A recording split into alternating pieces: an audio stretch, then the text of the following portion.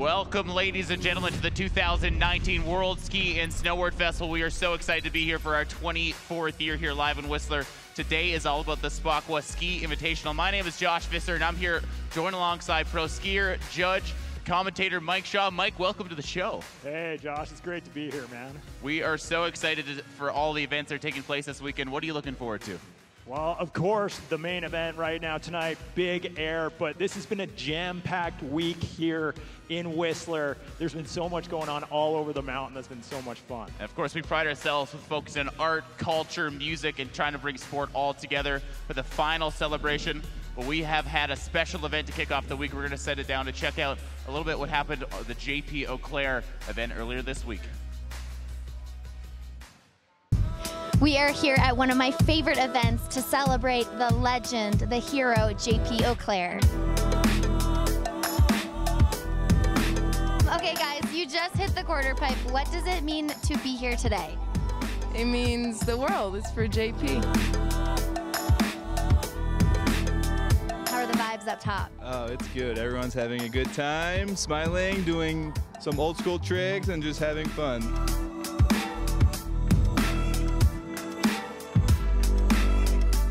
The best thing about this event is that it brings all JP's buddies together, and there's a lot of people who I don't see anymore at all, except for when they come here to celebrate one of our best friends. So that's really what it's about for me, much more than being on the hill or whatever, is just getting to hang out and have fun with everybody.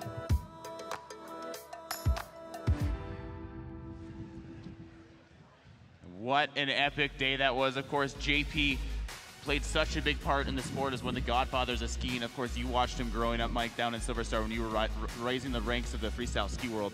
Yeah, he's a free skiing pioneer, a legend, and tragically lost too soon. I was just at Stoneham, Quebec, a week or two ago in his home mountain, and it was nostalgic, man. It was such a great celebration of life.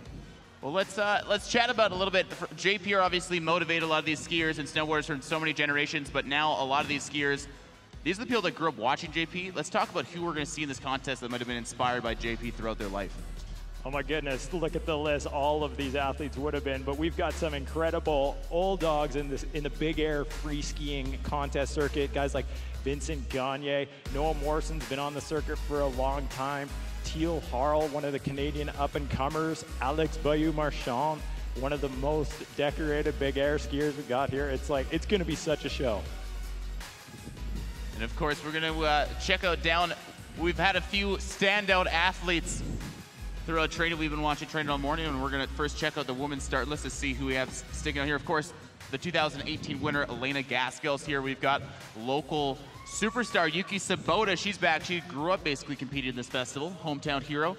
We also got Sarah Hoffland, and she's from Switzerland. She was the champion in the 2018 slopestyle in the Olympics.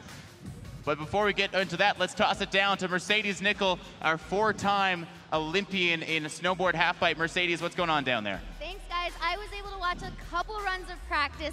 A couple people to mention, Megan Cressy, she could be a wild card. She'll be in bib 25. And a couple of the guys, we have Vincent Gagne, Mike talked about him, he'll be in bib 10. And then we have Phil Langvien in bib number 4. I think we have a little bit about him. So there's a ton of athletes out here. Obviously, anything's possible. We saw that from yesterday in the snowboard. Looking forward to see what's happening tonight. Well, thank you so much, Mercedes. Like we said, a big list of athletes. Just like last night, the theme continues. Last night, we had a ton of youngsters, and we had the veterans tonight. We've got the same thing today, Mike. Yeah, absolutely. There are some of the best free skiers in Big Air skiing contests here in Whistler tonight. It's going to be a show. Before we get into the event, of course, we are incredibly honored to be here celebrated on the traditional and unceded territory of the Squamish peoples. We're going to pass it down to Mercedes, who is down there and knows a little bit more on just exactly what this event is named and what it means. Travis, Billy, thank you so much for being with us today. Now, this event is called Spectators Ski Invitational. Can you tell us a little bit about how it got its name? All right, Spectators in our language means eagle. Now, in our cultures, our eagle is a symbol of power and vision for us. So it's very blessed to actually see the Spectators up in the sky. So whenever we see him, we always give a little prayer up there because he's closest to the Creator up there. So he's the one to ensure to get your prayer up to the Creator up there. Travis, thank you. And we know last night name was Halau, and that was the Snowboard Invitational. Tonight's Spakwas is from the Squamish cultural tradition. Is that true? That is very correct, yes. And so the night before was from the Lillooet Nation, and you are from the Squamish Lillooet Nation Cultural Center, and you are an ambassador. Yes, that's right. Well, thank you so much, and thank you for your welcome, and thank you for explaining how these big air competitions got named tonight. I could not think of a better word, a better way to describe. Basically, they're just flying through there. We have 10 men, 5 women. They're just going to be flying like eagles, Mike. Yeah, it's absolutely, it's picture perfect for the show that's going to go on tonight. Well, let's talk a little bit more about the show that these athletes are going to be competing in, that the fans at home will be watching. What exactly are the judges looking for? How does the event run? And what are these athletes looking to do to be able to make their way onto the top of the podium, Mike? They've got the format's awesome here. We've got a progressive format. They take the best, well, there's best 2 of 5 jumps overall, but the athletes have to do 2 out of 4 directions of rotation. So it could be a switch takeoff, which is backwards, or a forwards takeoff, left and right. And then they're looking for overall impression. So they want to see the best execution, the highest level of difficulty. The landing has to be flawless to get top scores, but we'll see the athletes here. It's going to be the quintessential show of all time here for big air skiing in Whistler. I mean, it's 24 years in, but this is going to be one of the biggest, best events yet. I can feel it. And of course, we had our very first big air event here in 2000. Is when we kicked off the big air, and of course it's taken different shapes and forms. We had the Monster Energy Shred Show in 2011, which is a big hit that a lot of the snowboarders hit, and it's kind of just transitioned to what we have now. Of course, the big air, it's the first time we've been broadcasted around the world, and we are so excited to be ringing in our very first year online live. And I think it's time, Mike, we're going to bring it back in. Let's head to the top of the course for our first athlete out of the gate. It goes by the name of Vincent Gagne, the first man. He's out here in Whistler for a big, big show. He's a 5 times X Games big air competitor and took a first place in X Games in 2015. Mike, his first jump of the day. They get 5 jumps, best 2 count. Here he goes. Man, I love watching Vinny Cash ski. This guy has got so much style. And there he goes, right side bio 10, screaming seaman. No trouble that with octo grab, that was awesome. We talked a little bit last night as well how it's super important to just be able to put down a solid trick and put a score on the board, and Vincent having no issues on that. Let's check out his replay.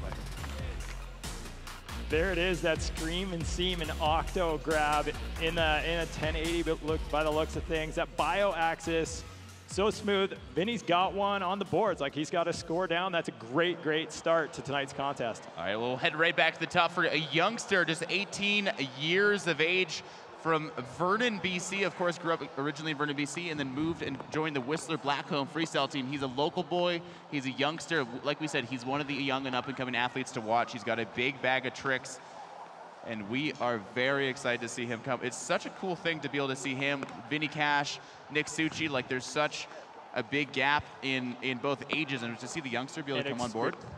And experience level, but it's gonna be like for Nick Succi, he's a homegrown hometown hero. Like, he's got fans in the crowd. He's gonna definitely put on the show. These young guys, they're hungry, man. They want it. Let's see what he's got. Here he is on course, his first jump of 5.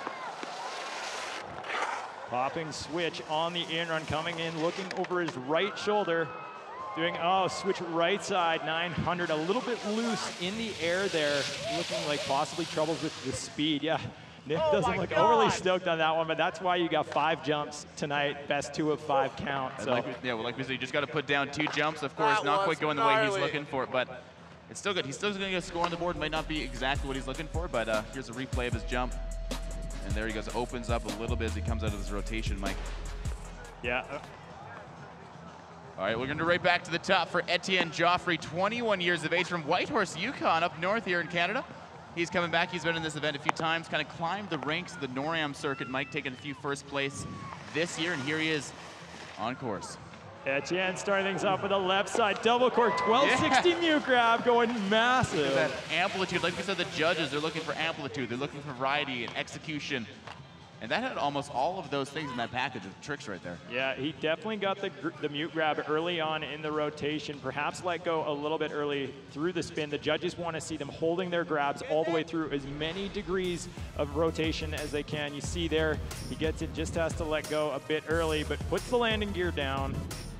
Going to about the third or fourth line down on the landing. That was very large and in charge. Well, the next man is certainly no stranger to the big air scene. From Vernon, British Columbia, he goes by the name of Noah Morrison. He's been in more big airs than almost anyone in this field right now. He just got hitched just a few weeks ago, right here in Whistler. Married to a very nice young lady. Here he is on course. Mike, you grew up skiing with this guy as well, coaching him. I was one of his first ever freestyle ski coaches, so it surprised me to see him do that. A big right side cork 1260 leading tail grab, getting the blunt on that. We call it where it caps the tail of the ski, right the blunt there. So you've judged many of these events, many World Cups, many NORAMs. Vincent Gagne put a 70 on the board right now, one of his easier tricks. Noah, you just saw him put down a big trick. Where would you put him roughly if you're up there in the judging booth? I think that'll put him as the points leader. Of course, I'm not up on the judging panel, but the way he got the grab, the way he opened up, stomped it super clean, so it should be a good score up on the boards for Morrison. All right, we're gonna head back to the top. He took a second place here in 2018. He basically broke on the scene around when he was 15 years of age. This is Max Moffat from Caledon, Ontario, just 20 years of age. Rocking bib number 6. There's the score for Morrison, 75.75. So slide into first place right now. Like we said, it's a combined score. They get 5 jumps, the best 2 counts, Mike. And Max Moffat, he is up top, ready to drop in again. Another one of these youngsters that just climbed the ranks of the NORAM Tour. Max is so talented, but his talent is coupled with strong work ethic, and he's got a cool story. He came from a racing background, and after 2 years transitioning to freestyle, he made the national team, and now he's here doing tricks like this. Oh! Switch right side, double rodeo, 1080. Truck driver perhaps getting both his tips on that. The double nose grab, so much style. He locked out that grab for so long. Well, let's toss it down to Mercedes, who's down there with Max Moffat. Hey, Max. Okay, first run done and dusted. How are you feeling after that one? I'm mad stoked. The jump is running super nice right now, so yeah, I'm hyped. Awesome. Good luck on your next runs. Max Moffat, what a way to kick off his first jump. Look at that nose grab. He's locked it. That's such a. He's got to be a very flexible and limber man to be able to do that, Mike. Huge style points for Moffat. He's just absolutely puts the landing gear down so much. I love watching him ski because it always looks like he's having so much fun. And we're going to shoot it right back to the top. Our 5th athlete out of the gate, 22 years old from Campbell River, BC. This is Teal Harley, a very established athlete. He's been on the Canadian team for a few years. He went to the Olympics this season, just last year in Pyeongchang, and here he is for his first jump, representing Vancouver Island. Teal Harley, one of the more creative riders, out doing a trick just like this. His double cork 900 like nobody else in the game right now. Capping the high safety, grabbing so smooth.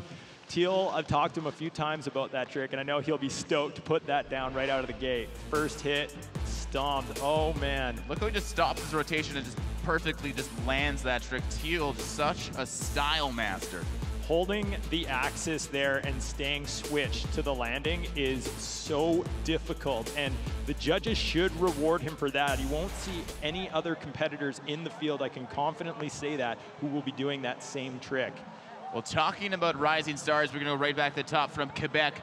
Philippe Lanvin, he's just 17 years of age, Mike. He has been skiing ever since he's been 4 years old. His neighbors gave him a pair of skis, and they're just like, you are going to be the next phenomenon from Quebec. And here he is on course. He's had a lot of pressure his whole life because he's everyone just knew he's got talent and he's ready to perform right now. Yeah, whether the neighbor who gave him the skis knew it or not, they were just, they were planting a seed that grew into this. Phil Langevin, 17 years old. He's young, but he is experienced. And he's definitely making a name for himself at this level of contest. We'll see what he's gonna do here, folks. 3, 2, 1. Oh, left side triple 1440 mute grab, slight under rotation, unfortunately, but Phil absolutely going for it, Josh. So when we talk about degree of difficulty, we talk about strategies a little bit. We've seen Morrison, we've seen Harrell, we've seen Moffat, a little bit lower in the degree of difficulty, but he just came in and just full guns blazing, just threw it down first jump. full send, man. That was pinned right from the get-go, but he bounced it back up. Like, we'll look to see him put that down in run number 2. All right, back to the top we go from Quebec City, Quebec. Alex Bilot-Marchand took a 3rd place in the Olympics in Pyeongchang in slopestyle. He's been on the Canadian national team doing it for Monster Energy. Here he comes for his first jump of 5. Mike, he is such an established rider, has such a big bag of tricks, and we're excited to see him go. ABM is one to watch. Look at Monster that athlete. He's got the skills to pay the bills, and he is coming in hot right now, Whistler. Jumping switch or backwards for you folks at home. Switch left side, triple, Yeah. 1260, getting my the safety God. grab. That was phenomenal from 8BM, Alex Bilot-Marchand. These folks are going full pole just right off the bat, Mike. Yeah, that was something else. Like the judges have got quite the job on their hands today with tricks like that, like holding the grab all the way through the rotation. It's just ahead of under boot. The farther up the ski you can get with that grab, the harder it gets. So it's not the most difficult grab, but the way he does it, the smooth axis, it was so floaty, so big. Just loving it. There's a score right now. So Max Moffitt still coming in on top. We'll have to wait. I believe we might have a new leader. Of course, I don't want to speak ahead of because we are not the judges, Mike. We are just simple commentators down here calling what we see. Have to wait. What do you think? Is that going to bump him up top? It does, an 88.75. We have a new leader, ladies and gentlemen. And we're going to head right back to the top. Out of Wanaka, New Zealand, the first athlete outside of Canada joined us. Finn Billis, he is joining us. He's had quite an outstanding season. Took a 3rd place at the World Cup earlier this season. In his hometown, he's looking to get on top of the podium, and here he comes for his first jump of 5. He's done it before. He's landed on the podium in a big air contest this season. Will he do it again here? Finn Billis from Wanaka, New Zealand. Tees up a big switch right side, double cork 1260, 3.5 rotations, going off axis twice, going mute to Japan. Double grabs. That shows control through execution. Like, he just absolutely did that flawlessly. I mean, wow, Finn Billis. Watch that replay. Look at him locking that high mute grab, switching it up in just an absolute stomp. Incredible, Mike. Yeah, that plays such a big role in the impression for the judges. Like, how clean, how good do they make it look? And when he lands and he just puts his arms down like that, kind of just so smooth. We'll see if it's going to shake up the standings here. ABM, our current leader's back there. He's looking stoked to be out here. The fans out here are looking good, too. We've got the kids, the families. World Ski and Snowboard Festival has always attracted some incredible people from around the world to join us to celebrate sport, music, and culture. And we're excited to have everyone back as we wait for the score to come in. We have a heavy hitter up next, Mike. We have the 2018 winner, Evan McEachran from Oakville, Ontario. He'll be coming up next. He took the win here last year. He won Dew Tour this year. Here's a look back at his contest from last season. Evan McEachran had a very strong night. You and I were both out here calling the shots. Here's his first jump. Walk us through this. That jump was the double cork 12, but getting that double grab, like, that's something that Evan does so well, better than any other skier I've seen. Like, that grab is kind of one of his trademark tricks. Just oozing with style. Here's his second jump. Yeah, the switch 12 there, Mike, that was incredible as well. A few more. There's another look at it, Mike. Let's see, what are we talking about here? The double grab. Oh my God. Double grabs. Hopefully we'll see some more of that big ski high flying action coming at us, like, in just momentarily. Evan's up top. So Evan already took a win of the Dew Tour thus far this season. He's looking to finish off his season strong out here in Whistler. Here he comes, his first of 5 jumps from Oakville, Ontario. This is Evan McEachran. Evan McEachran just on a tear right now. One of the best skiers, top of the game in the world. And here he starts things off with a big left side double cork 12. Oh no, so close. Getting lost there perhaps in the air a bit, and unfortunately going down, but Evan is a competitor, ladies and gentlemen.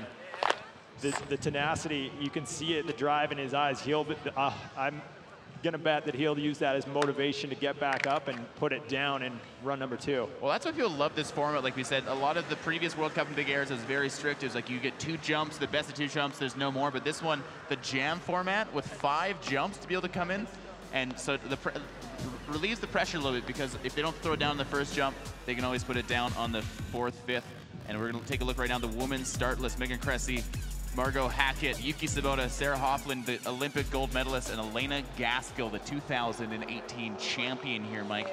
Let's shoot it right back to the top. Our first athlete, she basically got, there's Matt Margette's up top, her coach. She got called in from Calgary just a few days ago. We needed an extra woman to fill in the spot here, and she volunteered and she flew in last minute. And here it is, Megan Cressy from Sylvan Lake, Alberta. The youngster, this is one of her very first big air events, probably one of the biggest contests she's ever had an opportunity to compete in. We're super excited for her and her opportunities and see her throw down. Here she comes, her first jump of 5. Here she comes, Megan Cressy, the wild card. What you got? She starts things off with a big left side cork 720, going big and landing a little bit back seat, wheeling all the way through the transition, but staying on her feet somehow out of that. These athletes train super hard on and off the hill to be able to muscle out landings like that. Going huge. Oh yeah, like absolutely massive. A little Mike Douglas throwback right now. Is she skiing or is she base jumping? She might be doing a little bit of both. Of course, there's tons of opportunities in this ski career to be able to branch out a little bit. She's super excited. It's so good to see these young athletes given opportunities. That's what's so cool about this event is we're not just looking at the veterans, we're looking at everybody, trying to get as many people a platform to be able to compete at this high level as possible. As we shoot right back to the top, this woman out of France, she has competed in 21 World Cups and she's just 19 years of age. Margot Hackett from France, she'll be making her next stop. She took an 8th place in the Quebec City World Cup Big Air this season. Yeah, so that was 8th at World Championships, which is pretty impressive. She's on the world stage. She knows what it's about. From Queenstown, New Zealand. Here she comes, dropping in. Those cheetah pants, she's definitely winning the style game this far in the contest, Mike. Oh yeah, Josh. Here she is. Wow. A left side Misty 720, getting the safety grab and absolutely stomping it. When we talk about perfect jumps, there wasn't the highest degree of difficulty. I think she's got some bigger tricks, but to be able to put down, look at that. Look at she locks in that safety grab, drives her hand forward, and just perfect landing. Beautiful style. Margot Hackett, she's coached by Joe Schuster, a local legend who got part of his start in contest skiing right here at the Whistler Ski and Snowboard Festival, and doing her coach proud. Margot is smiling at large, and she should with a trick like that. The Misty 720 setting, like diving forwards off the takeoff of the jump, doing a front flip with a full twist, getting that safety grab. Some of the technical difficulty we're seeing here tonight, Josh, from the men and women is just unreal. Incredible. We're gonna go right back to the top for a local superstar. She cut her teeth skiing right here in Whistler. This is Yuki Sabota, 2-time Olympian. Here she is on course. Yuki Sabota, funnily enough, came from mogul skiing before she started doing big air, and boy, am I glad she came to the dark side, didn't she? Yeah, the left side cork 900 tail grab, a Yuki Sabota staple trick, stomping it, putting that score down. Like, we'll see what that'll do. Will it unseat our first place competitor, Margot Hackett, with the 82.25? She had an extra half rotation there with the 900, getting the tail grab cap. Not quite as big though, so we'll see what they'll do with that. She looks stoked to be here. Like we said, she's competed in so many events. She took 2nd place here last year in 2018, Mike, and she's really hungry to get on top of that podium as we wait for her score to come in. We're gonna go right back to the top. Sarah Hoffland from Switzerland, Geneva. This is a very interesting story. So she grew up in the UK, basically grew up in her whole life. She was a skier, but she spent most of the time just on 1-week ski vacations throughout the year with her family, never really got into the sport. And then she went into neuroscience undergrad degree. At this point, has still never competed in big air slopestyle. And then 3 years ago, she had an opportunity to join the Swiss slopestyle team, spent the year on the team. She took a win at the Olympics two years ago, and here she is, her very first time in Whistler. Sarah Hoffland, your Olympic champion, on course. Sarah tees up, I couldn't lost the feed there a little bit, but she teed up a right side 720 by the looks of things, putting it down, getting one on the boards. First trick, that was a good move for Sarah strategically. And here's the replay. Yeah, the right side bio 720 mute grab. So again, a solid trick, opened up a little bit in that land. I think the judges might dock her a tiny bit on that, but she's stoked. Again, she just all that matters is just put one score in the bag, and she's done that thus far. Smiles for miles, though, from Sarah Hoffland, the 2018 Olympic slopestyle champion here in Whistler, throwing down for the crowd and everybody around the world watching the broadcast. This is This is awesome, Josh. This is incredible. Again, Margot Hackett is currently sitting in the top spot in the women's competitor. We'll wait for the score for Sarah to come in. There's a beautiful shot of the fans. The crowd out here in Whistler, the vibes are incredible. People are staying warm. A little bit of drizzling and rain, but it doesn't seem to be affecting anything out here, Mike. Now the rain's actually, compared to how the snowboarders had it last night. And oh, Sarah Hoffland's score comes in, moving her into 3rd place with a 73.25. But as I was saying, the rain actually, it keeps the snow running pretty quickly, and the landing is holding out really well today compared to yesterday. So this is awesome for all these skiers. Here we go. Who's next? So another woman up top. She's dropping in right now. By the way, of Vernon, BC. This is Elena Gaskell, your 2018 World Ski and Snowboard Festival champion in ski big air. Her first jump of 5. Elena teeing up a left side cork 900, having some trouble though, washing out on the landing and going down, unfortunately. Elena Gaskell, last year's winner here at the World Ski and Snowboard, or Whistler Ski and Snowboard Festival.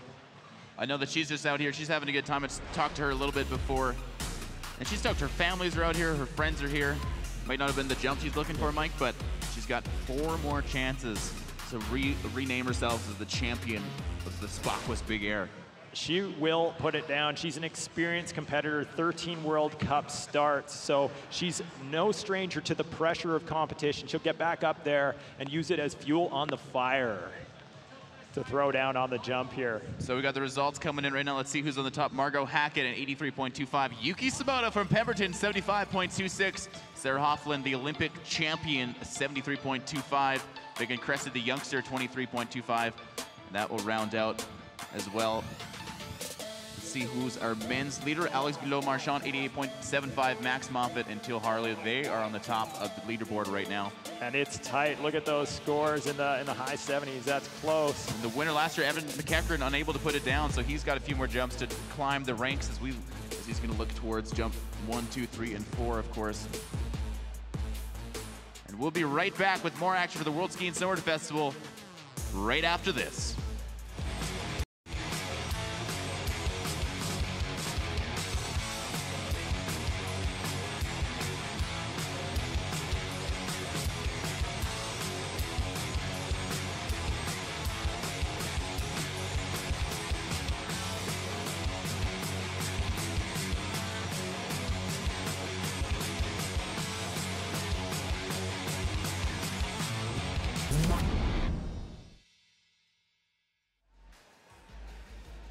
Monster Energy, unleash the beast. We would not be able to put this whole event on, of course, without our generous support of our partners. And we are so excited to have everybody. Monster's been a part of this festival for the last, as long as I've been here, they've been around, so it's very exciting to have them. The first time I ever saw him was right here on this stage in Whistler, and he is the man. Well, that is Michael Franti we're talking about. Let's check out a little bit of action. Michael Franti was here on Monday. Let's check it out, see what happened.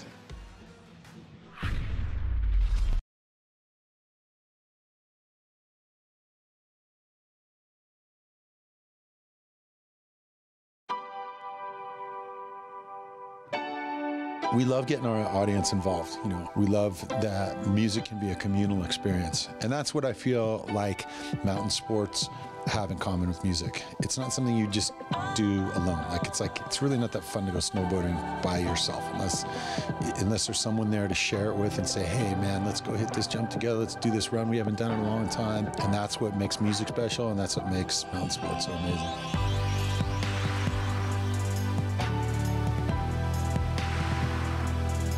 I love Whistler because it's a mecca, you know, it's like a destination.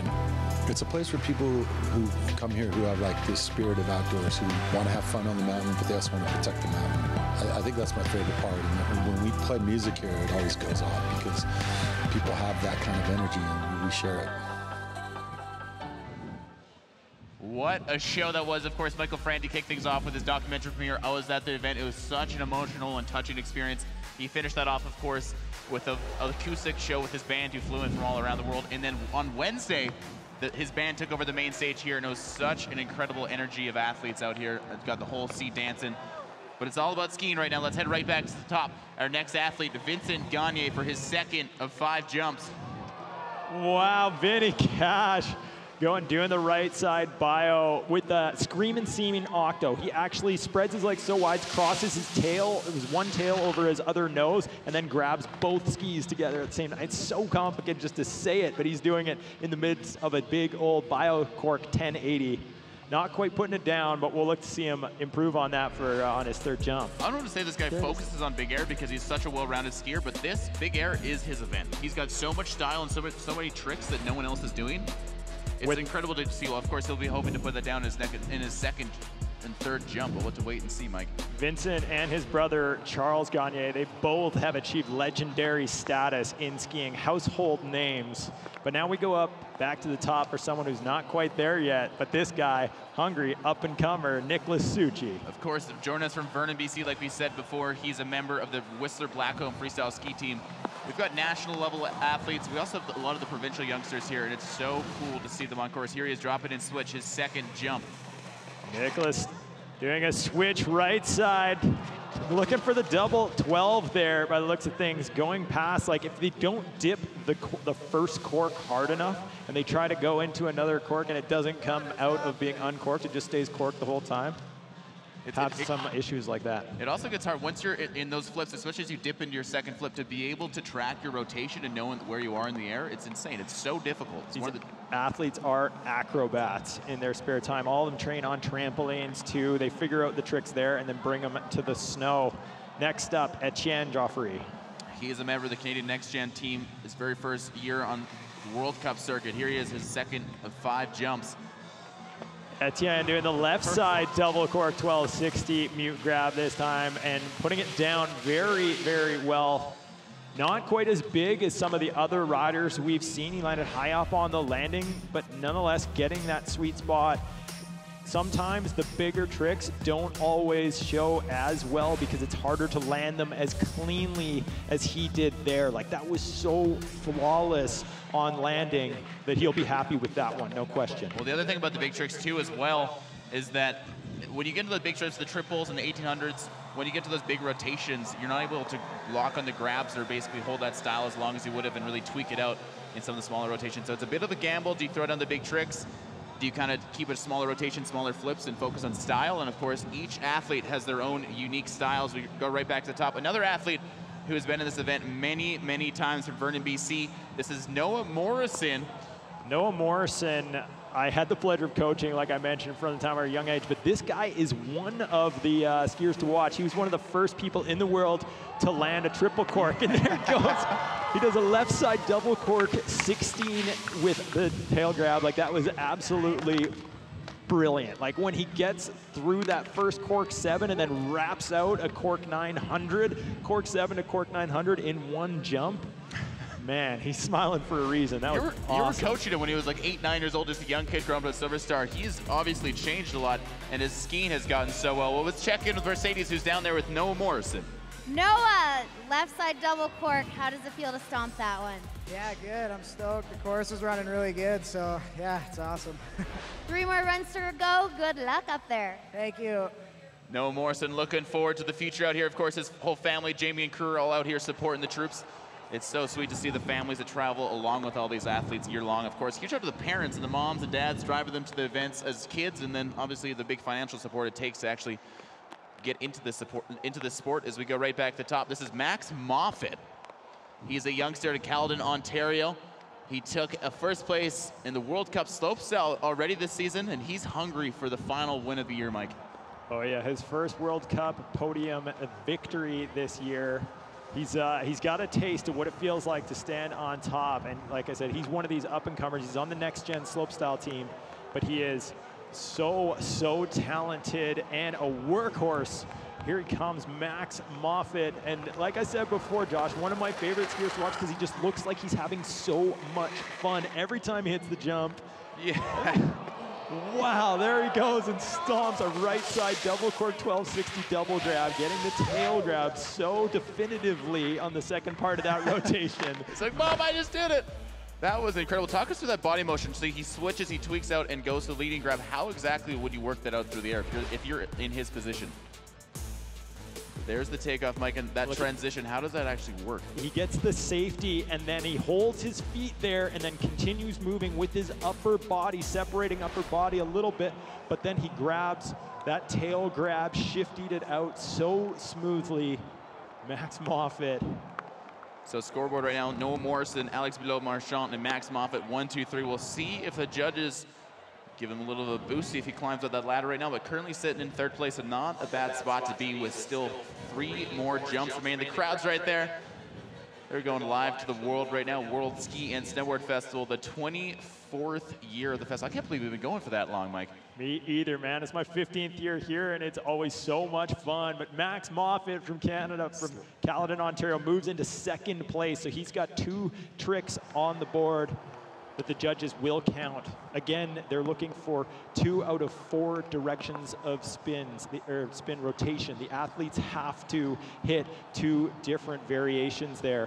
Well, let's go right back to the top. It's Teal Harrell out of Campbell River, BC. He's already got 2 Big Air World Cup wins in his bag, and here he comes. His second jump. Oh my God, winding it out. We've seen double corks, double grabs. He does the switch double 1440, going safety to lead tail by the looks of things. We'll check this replay right here. Yeah, he gets the tail. It's like a switch cork 5 to a cork 900. Some of the single tricks that these athletes are doing are difficult. These guys are combining those combos in one big air trick. Teal Harrell will be stoked with that one. Teal comes from a very well-rounded family of skiers. Of course, his mom and family competed in the Couloir Extreme Race yesterday up on the top of Whistler. His family from a history of ski racing. Of course, a lot of these skiers either grow up mogul skiing or ski racing and grow their foundation of ski skills. It's so good to be able to have that strong foundation and then be able to transfer into a sport like slopestyle, halfpipe, or big air, where they can really use those. It's all about edging. It's all about consistency in the air, and it's good to see them throw down. Yeah, and Teal delivers, but Teal's not just a one-trick pony. There he goes. He moves into first place. Teal Harrell overtaking Morrison by just half a point. So here we go, right back to the top. It's Philippe Lonvine from Tremblant, Quebec. Took a second place in slopestyle in the World Cup this year in France, and here he is, his second jump of the night. Going for the triple, Mike. And he absolutely stomped it. Josh, that got me so fired up. The triple cork 1440 going almost to the bottom of the landing. Woo! Absolutely massive. The youngest athlete in the men's field tonight. Here is a replay. Walk us through it, Mike. He goes triple cork 14 mute to truck driver. So he's changing his grab through for the second 2 flips there, and he absolutely stomps it. You can see how happy he is when he comes down, and borderline relieved by the look of his face. What an incredible jump. We've got another heavy-hitting athlete up top. Guys by the name of Alex Bilot-Marchand. Currently has 2 slopestyle and 2 Big Air X Games medals. He's competed here many times at World Ski and Snowboard Festival when we used to do the WSI slopestyle as well. So he's looking for another win, and he's, like we said, he's got a big bag of tricks. 2 X Games silver medals in slopestyle and Big Air in 2019. He's got an Olympic bronze medal in Korea already in his bag of tricks. He's probably the fastest skier of the night as well. And Josh, he's also, this guy films street harder than a lot of the street skiers out there, in addition to doing the contest tricks like that. Look at the creativity out of these athletes tonight, Mike. The left side bio, I think that was, I can't tell if it was just a 10 or if it was 14. We'll have to go back to the replay, but his grab, like grabbing that truck driver and just pulling that, look at that, nobody else grabs. His skis off at that point.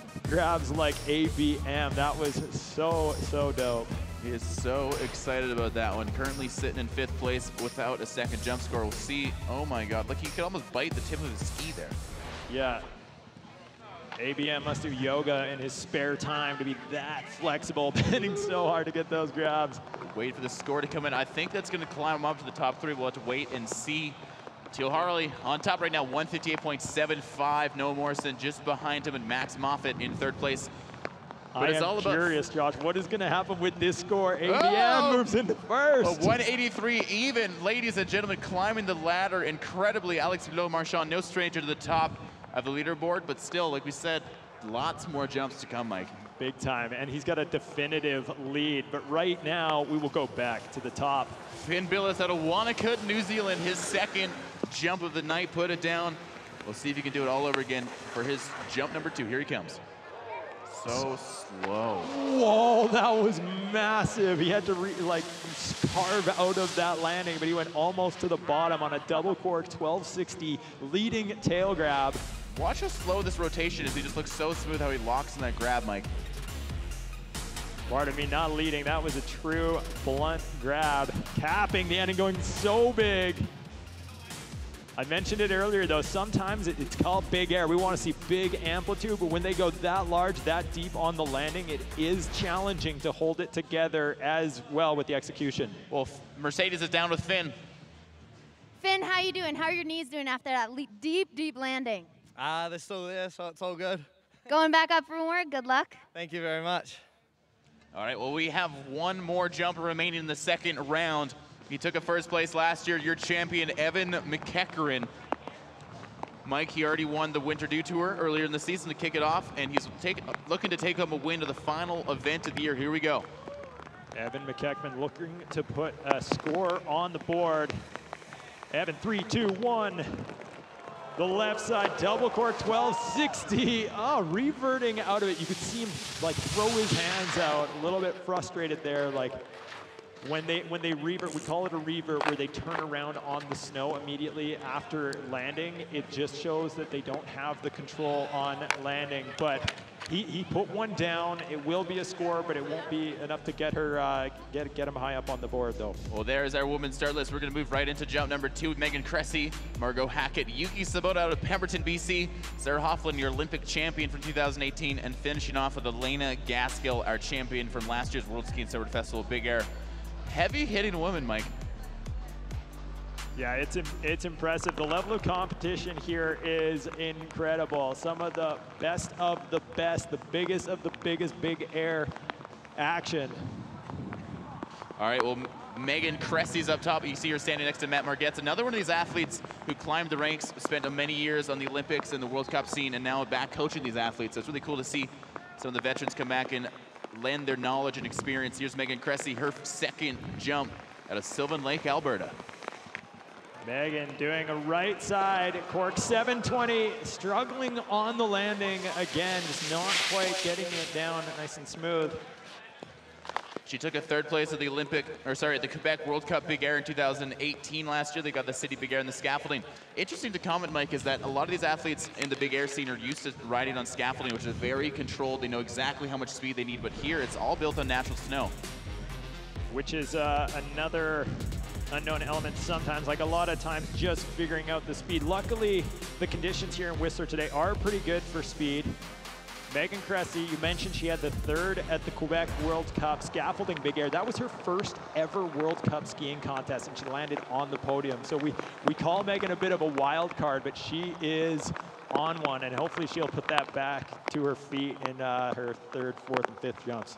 Well, we're gonna head right back to the top. Margot Hackett, originally from France, now living in New Zealand, competes down under on the New Zealand and Australian tour, already taken a few wins and fourth earlier this season on her hometown, of course.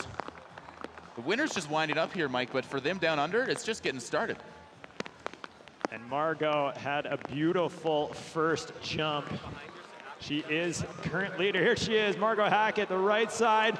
Cork 720 going large and just rotating past her feet. Her feet went by completely on the landing there, so wasn't able to hold it together. So for the folks at home or people who might not be familiar with this event, what kind of amplitude are these judges looking for? Is there a certain place they need to land? Is there a certain size they have to go? Or is it more just about riding out and really stopping that trick? It comes down to their takeoff. How hard do they pop? Because for the amplitude, yes, it's how far you go down the landing, but some athletes pop way higher than others, and you'll see it. It's impressive when they do. We go right back to the top. Yuki Sabota out of Pemberton, BC. She's got 3 X Games medals in her belt, and she's looking to put it down here in Whistler. Here she comes. Yuki going right side this time with a right side 540 mute grab. So taming down the difficulty a little bit there, Mike. Yeah, easy trick for Yuki perhaps, but that's the strategy, and Yuki is an experienced competitor. She's got 2 landed tricks now, so that gives her some flexibility to really push the level for the latter part of this contest. There's that replay. A nice lock it in that grab, looking for a spot in her landing, putting it down. That should give her a pretty solid score that should bump her up. Already sitting in first place, 138.50. See, that's it. 2 scores now on the board. Puts Yuki Sabota in first place. The Whistler, BC local. This is her hometown, her stomping grounds. Well, right back to the top of the pride of Geneva, Switzerland. This is Sarah Hofflin doing it for Monster Energy. Here she comes for her second jump of the afternoon. Sarah teeing up a switch right side, 720 mute grab with authority. She absolutely stomped that, grabbed it so well. She's smiling for a reason. That was beautiful, Josh. Such a good trick, taking off backwards, landing backwards. Not an easy thing to be able to put down to her feet. She's stoked, you know, her family and friends at home are watching her online. She just flew into Whistler for her very first time on Thursday, came to Big Air training, and she's even heading out already tomorrow, so she's just in for a little bit of a quickie, enjoying the weather out here, of course. It's held up, not raining too hard. The weather seems to be, yesterday was a sunny day, but we had a very difficult landing, a very difficult snow situation, but right now it's firm. And it's looking good for the athletes. The conditions were changing so much yesterday throughout the competition. The athletes were having to adjust. Today it's quite consistent, even though it is raining.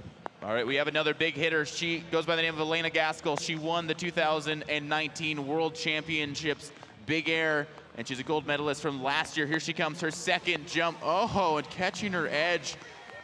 Oh no, Elena Gaskell having trouble on the in-run of the jump, hooking her edge. But you know what, as far as safety is concerned, we're very glad that she took that move, because if she would have taken the jump and without that full amount of speed, it wouldn't have looked so hot, Mike. Yeah, not such a big deal there. That's why you have 5 jumps. She's still got an opportunity to throw down and take it here. So the contest is far from over for Elena Gaskell. So definitely not stoked in that one, but it's okay. Like you said, she has 3 more jumps to go. Her family, her friends, everyone's out here supporting her. So regardless, she's got another shot at action. Yeah, her family, her dad was the president of the local freestyle club. So freestyle is in the family. She's from Vernon, BC. Just so happens to be my hometown and some of the hometown of some of the other competitors here too. And so there's some results. Sarah Hofflin, 163.50, first place. Yuki Sabota from Pemberton in second, and Margot Hackett, Megan Cressy, and Elena Gaskell having some issues on the last jump, sit currently in 5th place.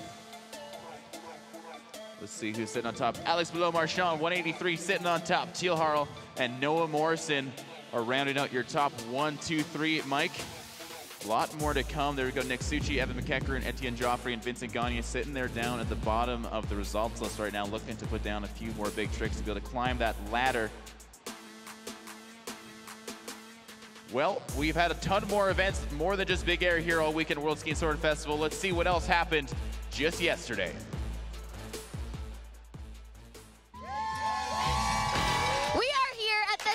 Couloir Ski Race Extreme. Everyone is excited. The sun is out. Let's watch the action.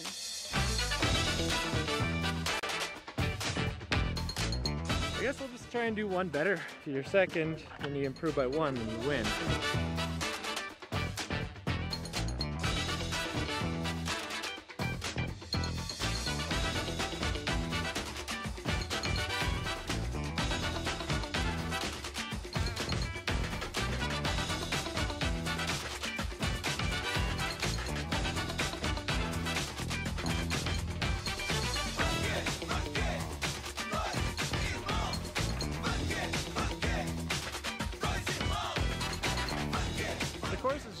It's completely different from top to bottom.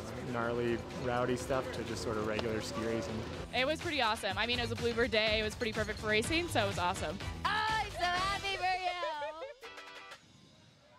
What a beautiful sunny day that was down there. Well, let's toss it down to Mercedes with the men's pro winner. Thanks, Josh. It was a beautiful day up there. I was lucky enough to be up there for the Sudan Couloir Ski Race Extreme. I am here with the winner of the Sudan, Jordy Norris. How was it up there? It was great. Beautiful day.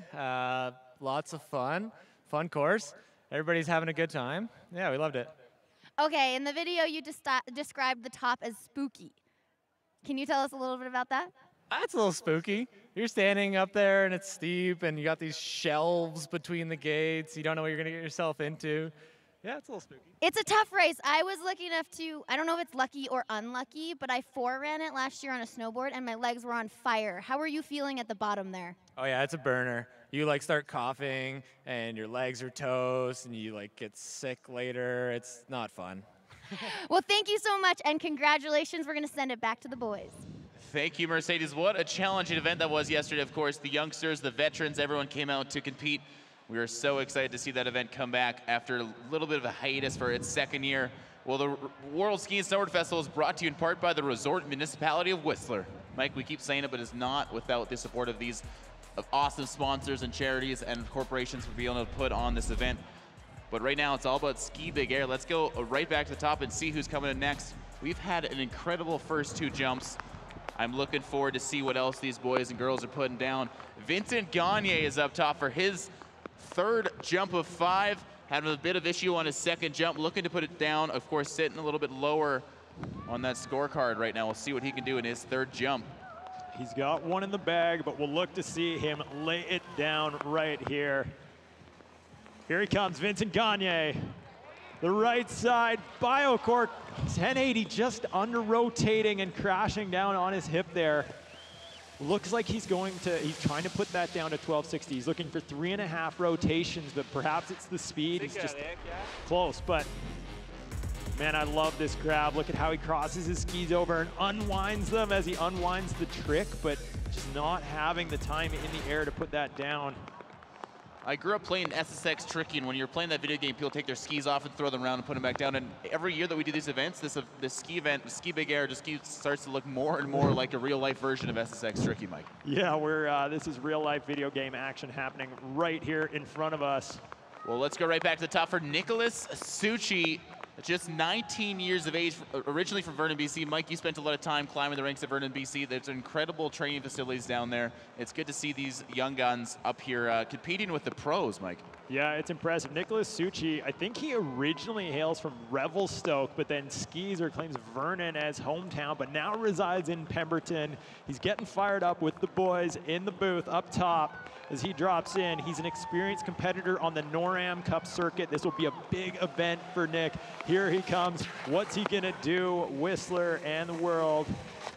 Nick goes the switch up. Oh my goodness. Losing the goggles, Mike. Losing it. The goggles came completely off. You don't see that all that often. Nicholas going for something big, unfortunately unable to put it down on his 3rd jump. Difficult times out here for these athletes, of course. They're just trying to get some scores on the board, but they're into their 3rd jump. Pressure is starting to build as the athletes need to focus on putting 2 solid jumps on the trick book. Etienne Joffrey now on course. Here he comes for his 3rd jump. Etienne, again, a competitor who's won the NORAM Cup overall title in 2017. He's on the World Cup circuit now. And with tricks like that, the switch, double cork 1440 to the left, grabbing mute, but unfortunately not having the amplitude needed to put it down. But so we talked left and right a few times, but for folks at home that are not familiar with this, most athletes, I would say almost 90% of them are more familiar with spinning to the right-hand side, but these judges are looking for them to be able to spin both ways. Is that correct? Yeah, they have to be well versed in both ways. They've got to do right and left. It shows that they've got so much variety, and it's hard because everybody does have a natural direction that they tend to spin. So the opposite direction or their unnatural way is much, much more challenging. But here comes Noah Morrison again, dropping in. Again from Vernon, BC, like we keep saying, Vernon, BC, there's something in the water that these athletes are putting down. Noah Morrison coming for his jump right now. Yeah, Mike. Noah lacing another left side double cork 16. Getting the grab, getting the blunt grab, that was so fantastic. He will be stoked. Noah Morrison has had so much experience on the World Cup level, of course. Ever since a little kid, I mean, he grew up here, competed in the World Ski Invitational just when it started in 2011, and has had some really good results. Took a 3rd place last year, Mike. Yeah, he was 3rd here last year, and Noah, he was one of the first probably 10 men in the world to do a triple cork on snow. So he is one of the most talented, best skiers on the planet, and he's been doing this big air contest here in Whistler for years. So he looks comfortable, and with tricks like that, it's easy to see that he's got the skills to pay the bills. Yeah, I mean, it's so cool to see the friends and family out here, too. Of course, Noah and his father, Jamie, travel all over the world, Mike, going event to event. And it's just so cool to see the family out here. Of course, his sister, big dancers, got some other kids who are also growing and rising the ranks in the Silver Star Freestyle Club, where you really cut your teeth as well. So it's cool to see the evolution of the families in the freestyle skiing world, Mike. Yeah, people say there's something in the water out there in Vernon, much like there is here in Whistler. It's I don't know, good crowd. Some of the best skiers on the planet have come from Vernon, but they got their start here. A lot of this event itself has created some of freestyle skiing's legends. Guys like Candy Thovex used to compete here, Tanner Hall, Sammy Carlson, TJ Schiller, also from Vernon, Josh Bibby, you got Riley Lebo, Justin Dory, a bunch of guys here that are just killing it. Well, let's toss it down to Mercedes in the crowd to see what exactly is going on. Mercedes? Thanks. I am down here with Etienne. Just had his third run, if I'm correct. How did that one end up? You've had a couple good runs, and now? Well, I definitely landed the first one on my feet, and this one hit the knuckle, so I'm hoping to go definitely a lot faster and stomp that landing. How's the jump going for you today? The speed's okay? Is there wind up there? Well, it's definitely a wet rain, but other than that, it's the speed's good, and just got to tuck it and huck it. Tuck it and huck it. You heard it right here, guys. Tuck it and huck it. I like that strategy. What's cool about the Yukon, you don't really think of the Yukon as a big skiing destination, but because it's so cold out there, they're able to blow a lot of snow and build some incredible terrain parks early season. A lot of the national team athletes head up there in end of November, early December. The first Canada Cup event of the season, a lot of these athletes training is up there. They close down the whole course. They've got snowmobile rides, and they basically just get as much training in before some of the big events like the Dew Tour. So these Yukon athletes, they start skiing almost sometimes as early as late October, Mike. Yeah, it's awesome. One of the things about the Great White North. But we go back up to the top right now. Next up, fourth position, Max Moffat. The Max Moffat. He's out here from Caledon, Ontario. Won the NORAM Cup overall in 2015-16. It's pretty cool to see a lot of these athletes that we've seen have podium or have taken home the NORAM Cup. And now they're all out here rising the ranks. And here he is, his third jump of the night. Max Moffat, a style master. We'll look to see him up the difficulty. And he does, the right side. Double cork 16-20, winding it out like a top, just spinning to win there. Let's check that recap. Max Moffat is really, really excited about that one. Mike, walk us through this jump. You see he sets it up, and there he just winds in. So when he gets on that axis where his body's completely sideways, he just cranks his head over, spins another full rotation, where his last jump, he did that with one fewer 360. Hello, the athletes out here are stoked. The fans are stoked. Look at that outfit, Mike. That is great. Came out to dress to impress. Alex Boulot-Marchand, currently our leader, Noah Morrison in second, and Teal Harrell from the island in third place. What do you think? Has Max climbed that ladder? He's in fourth place. Is he gonna unseat the podium? I don't know. It's not so quite close. And 86.50 is his last jump. 157.75. Again, just 1 point off Teal as we go right up top. Teal's sitting in third place. We want to say they're in third place. Just because they're in the podium right now, they're not in a safe position, Mike. Yeah, here he comes, Teal Harrell. This guy's got tricks that nobody else in the rider field has. And he does a left side double cork 16-20, almost carving into the fence. Teal's had such a good season, of course. You can check him on Instagram. He's a big fisher in his free time. He likes to go fishing guide, actually. When he's not traveling around the world, competing at high levels or hucking his meat off these massive jumps. There's his recap right there, mate. I love that trick with Japan. You don't see a lot of guys corking into the 16 like that, holding Japan. They usually go tail grab because it's easier to wind it out, but that was smooth. Style master, Teal Harrell. I think it's right to say he'd be fishing for gold right now, Mike. Absolutely. He was our top placing competitor in the 2018 Winter Olympics. Can he climb that? I'm curious to see if the judges are going to reward him for that, if he's going to climb up. Noah Morrison sitting just 2 points ahead of him. Alex Below has got miles, almost over 20 points. And it does, he climbs into 167.75, unseats Morrison, climbs into second place. ABM still sitting safe up there, sitting pretty in Sunset Gold City, as they say, Mike. Yeah, brother. He's got about a 15-point lead on Teal Harl. ABM curling it. But we'll go back to the top for Phil Langevin from Quebec. 17 years of age. 17 years of age, and you're competing at this level. Yeah, 17 years young. But he is talented. His second jump, he laid down a triple cork 1440. He's opting to drop in switch to jump number 3, and he goes switch bio 14. Wow. When we talk about execution, the judges are looking to put down a solid jump. That is the picture perfect. That should be in the judges book right there. What do you want to look? What do you want to see in the judges? That's what they want to see.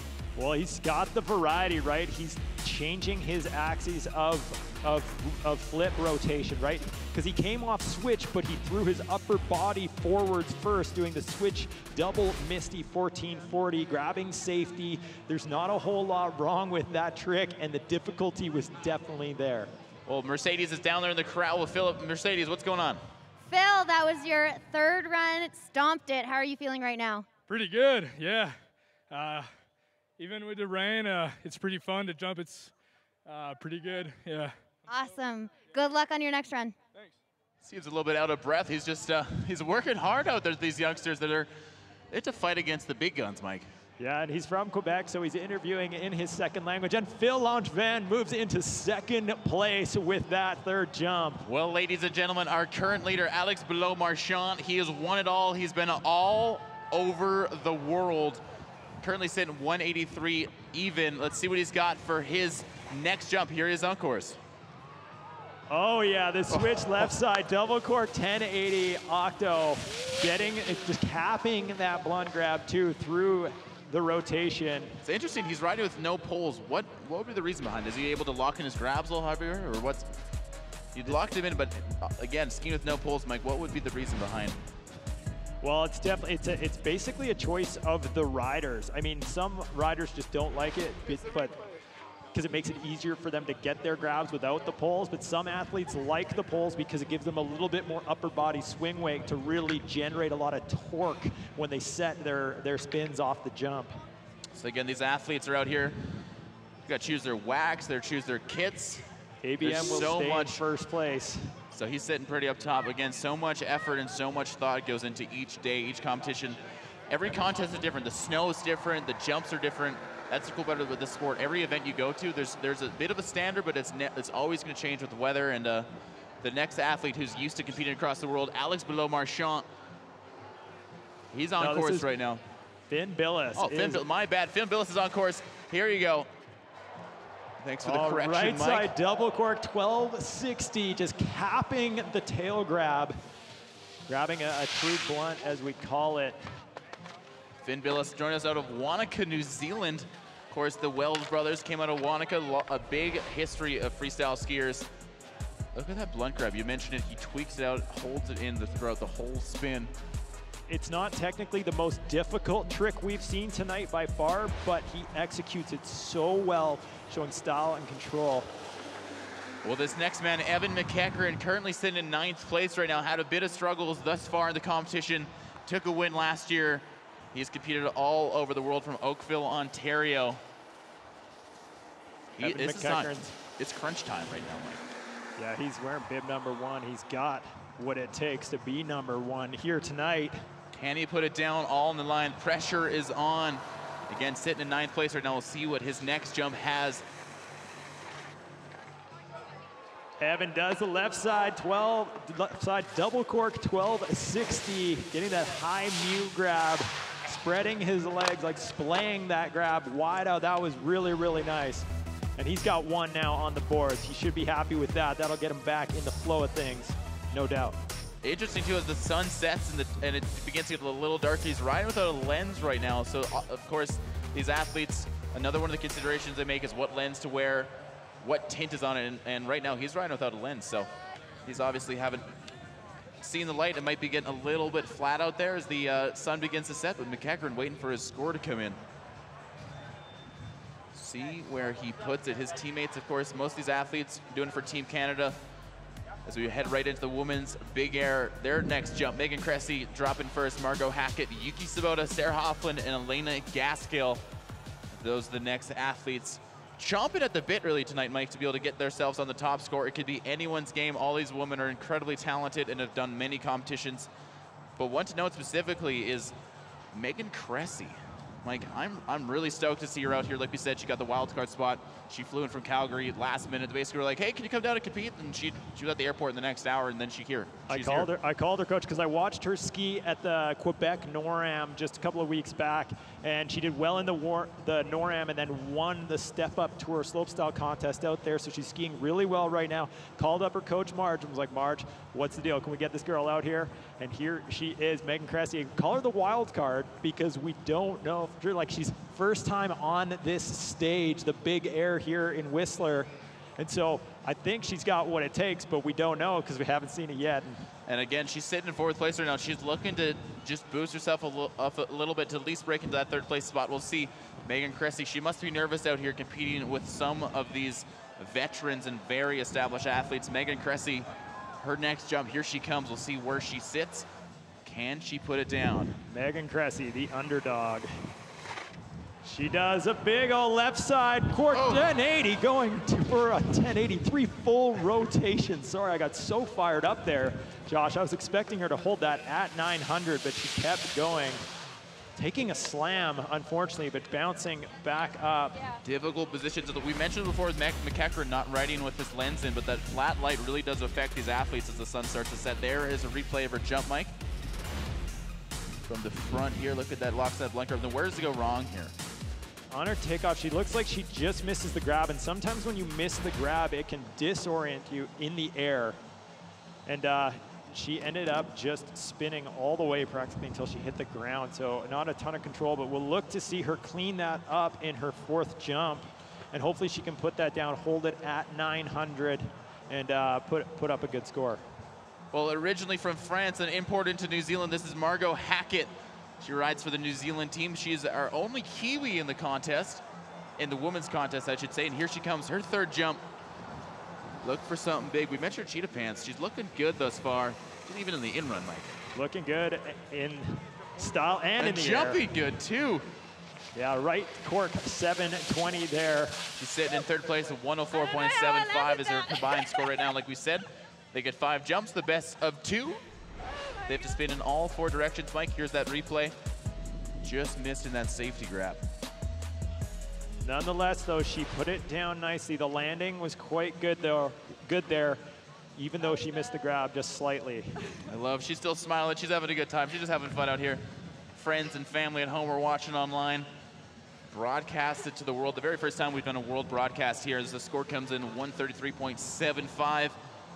But this next woman, Yuki Sabota, one of my good friends, one of your former athletes. Like you mentioned, she grew up, competed in the mogul scene around the world, and she switched to big air and slopestyle, and here she is, her third jump. We stole her from moguls for good reason, because Yuki Sabota is on fire, and she does a nice left side cork 900 leading tail grab, and like I said, capping the grab. That shows so much control. It's more difficult to grab the very, very tip of the tail than it is to grab inside or on the side of the ski. So Yuki will be happy with that one. Boom, so nice. You can find a Yuki online. She's got a very funny feat of her and her dog traveling all over the world together.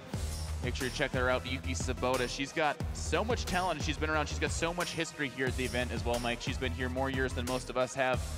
Probably came here 25 years old, so she's the same age as the festival. She was born for the festival.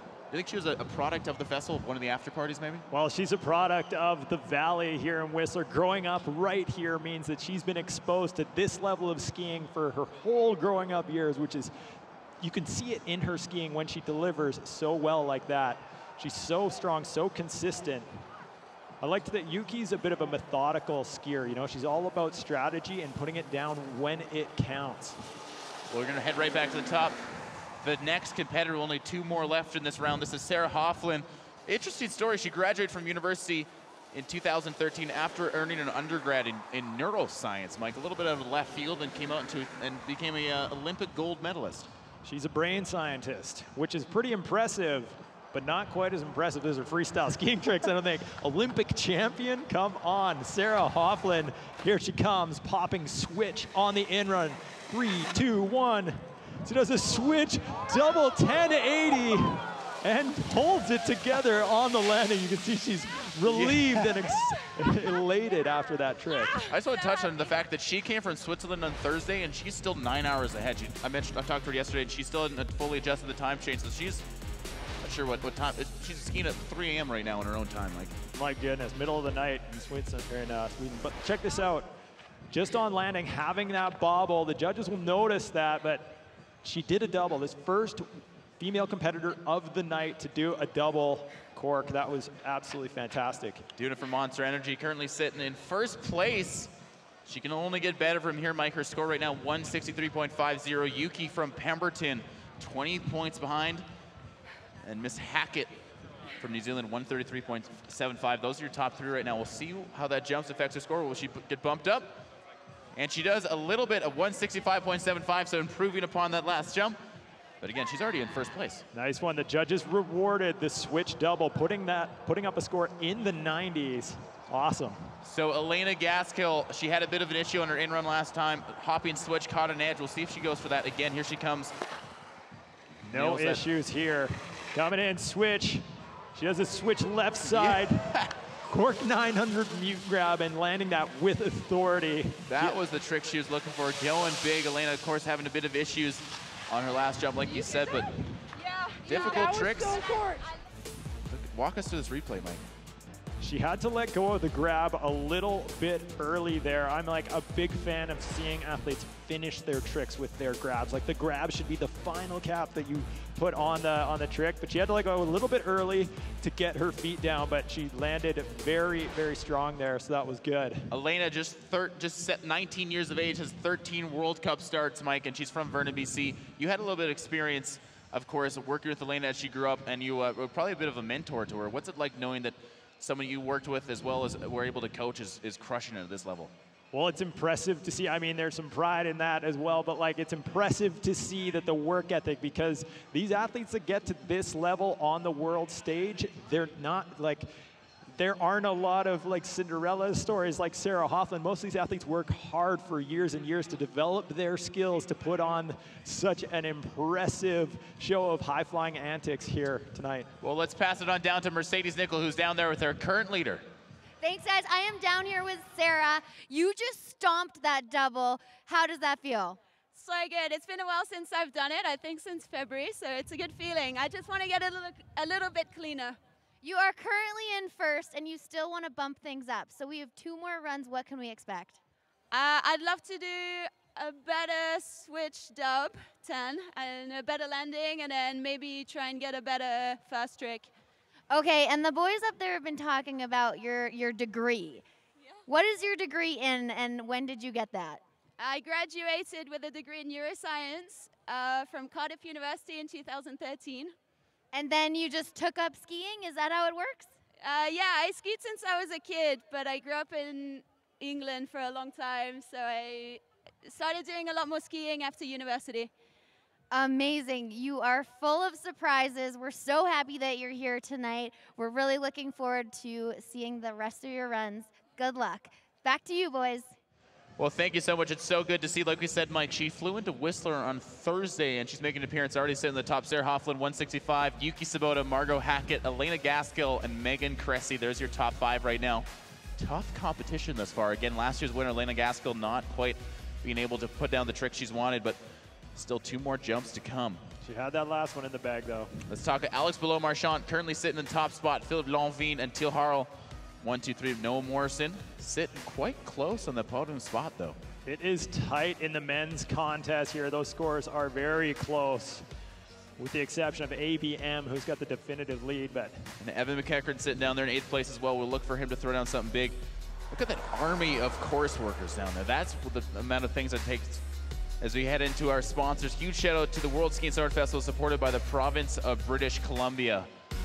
And of course, what a beautiful place. I can't think of a better scene than Whistler, BC to be able to throw this event. But a woman who has been at this event many times. She took home the 2018 Olympic gold medal in freestyle skiing halfpipe. It's Cassie sharp. Cassie, welcome to the show. Thank you. Happy to be here. You've been in so many events here in Whistler, and of course you've competed, you've been a spectator. You're also a young Grom riding up and watching the sport yourself. What's it like to be back here and just hanging out and soaking in the good vibes? I love it. This event is so good every single year. Obviously, I've been out there yelling, cheering everybody on, lost my voice a little bit, but it's been so fun. It's been great. Everybody's out here just having a good time, and the vibe is really high. Well, Mike, you grew up, of course, riding the scene, and then you also took Cassie on as an athlete, and it's so cool to have you actually hosting the show along with all of us, and then also seeing her compete. What's it like to see Cassie ride the Olympic fame? Well, I am so stoked to see your success, Cassie. I mean, very privileged to have had the opportunity to coach Cassie for a few years on the BC provincial team before she went to national level and then became the Olympic champion. So I'm so stoked to see it. Look how much fun she's having. Here's a run. We took a little shot of your new trick you put down in Mammoth and took home that World Cup win where you took home the Olympic, or sorry, not the Olympic, but the World Crystal Globe. Walk us through this run right now, Cassie. I had never done this right cork 10 in contest. I'd done it twice before that, but I wouldn't be riding half pipe without my trusty old coach Mike Shaw here. So I just hyped to put that run down and hyped to have those back-to-back 10s, back-to-back 9s, and really just push myself. You're a Crystal Globe winner. You're the overall women's half of. How good does that feel? It feels pretty good. It's a nice. It's a nice feeling knowing that you can come into something and just push yourself to go further and just do more. Well, we're heading right now right into run number 4 of the men, Cassie. We're gonna have you hang out with us a little bit and talk us through some of the jumps we're gonna see. Of course, Vincent Gagne is up top. One of your teammates, of course, you're the half-pipe team, not always on the same page as these guys. You're at some of the different events, but obviously you've gotten to know Vincent Gagne. What's it like watching these big air and slopestyle athletes throw down and you're able to hang out on the sideline and soak it in a little bit? I love it. I mean, we get to be at the same event a lot of the time, so we all get to hang out together and push each other, and it's really fun to see the things that they're doing and kind of inspire us in a different way. We are going to see return to big air. Mike, like you mentioned, you used to coast her in big air, and we used to see you throwing out some big tricks. You said you had a double backflip in your bag of tricks back in the day. I did. I used to toss down the double backflips. I think I was one of the first girls to do it in contest, but I loved it. I just really like pushing myself in the sports and doing everything that I want to. I mean, it's really, really fun to just get out there and So what are you excited to see? I mean, you've seen some of the girls skiing action. What's really impressed you as a standout trick tonight? honestly, Sarah coming out there, landing that double, and then having that massive bobble, just like hitting that bump, but still holding it was so sick. Unreal, hey. These ladies have been crushing. I want to talk about Megan Cressy. She basically got the invite last week to come to the biggest big air event she's ever been in. I'm sure you've had that same situation where you're growing up and raising the ranks and to be able to call it in. What's the last time you can remember where you're like just honored to be basking in the glory of all these well-known athletes that are so accomplished? I think my first invite to X Games was really the moment I was like, oh my God, I'm doing it. I'm going out there, I'm competing against legends that have been in the sport for so long. Megan has obviously Matt Margette's up there coaching her, which I think is a real asset for her. Well, into our fourth jump, this is Vincent Gagne. Cassie, walk us through this jump here. I mean, bolts. He put that down. There's been a few bobbles throughout the day, and he really just put that back to his feet. Stoked on that one, Mike. What did we just see there? Looked like Vinny Cash just threw down the switch right side, double cork 1080, getting his Venom grab. That is his token trademark trick, the Venom. He actually crosses both his skis over and grabs the inside edges of the skis and spreads the cross, so you can see it just so well. It's really impressive. The Vincent Gagne, the Venom. I like that. Is that his self-work? Who gave him that nickname, Mike? I don't know. Some of these free skiing pioneers like Vinny, they get to name their grabs because if you're the first to do it and you show you're that progressive, you get naming rights. It's awesome. Cassie, what are you naming these days? You got anything special you've put your name on? Anything in the half pipe? I have not been the first for any tricks yet, but Justin Dory, who used to ride half pipe, retired now, he had a trick and he got to name it and he called it the bone roll, which I think you may be the first female half pipe skier to ever to do two 1080s in a half pipe skiing run, though. Even the legendary Sarah Burke. Celebrate Sarah, of course. She inspired that, perhaps. And inspired many athletes like Nick Suchi, who's on course right now for his 4th jump. Going big. Speed again, not much of an issue last night, a bit more of an issue in the snowboard big air. Mike. Nick Suchi breakdancing his way down the landing. Loving that turtle roll. He's having fun, you can to say the very least. But having trouble on his 4th jump again, going down on the switch double cork 1260. We'll see what he's got for the last jump. He'll have to maybe switch up his strategy there. Currently sitting in 10th place, looking to climb leaderboard. Etienne Joffrey is up next. He's joining us from Whitehorse, Yukon. Again, like you mentioned, the training up there, they start early. They start in early November. They build a big jump for these athletes to train on.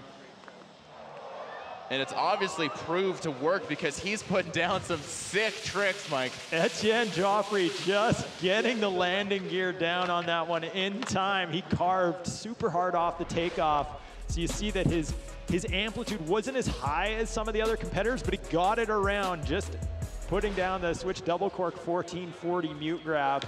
Cassie, we're in our 4th round right now, which means there's only 2 more jumps left for some of these guys. Etienne, of course, doing his 4th jump, but you've been in the position in X Games and the Olympics where you only have 2 runs to put down and you haven't put down anything else up to that. What's that pressure like in that last 2 runs where you just got to get it?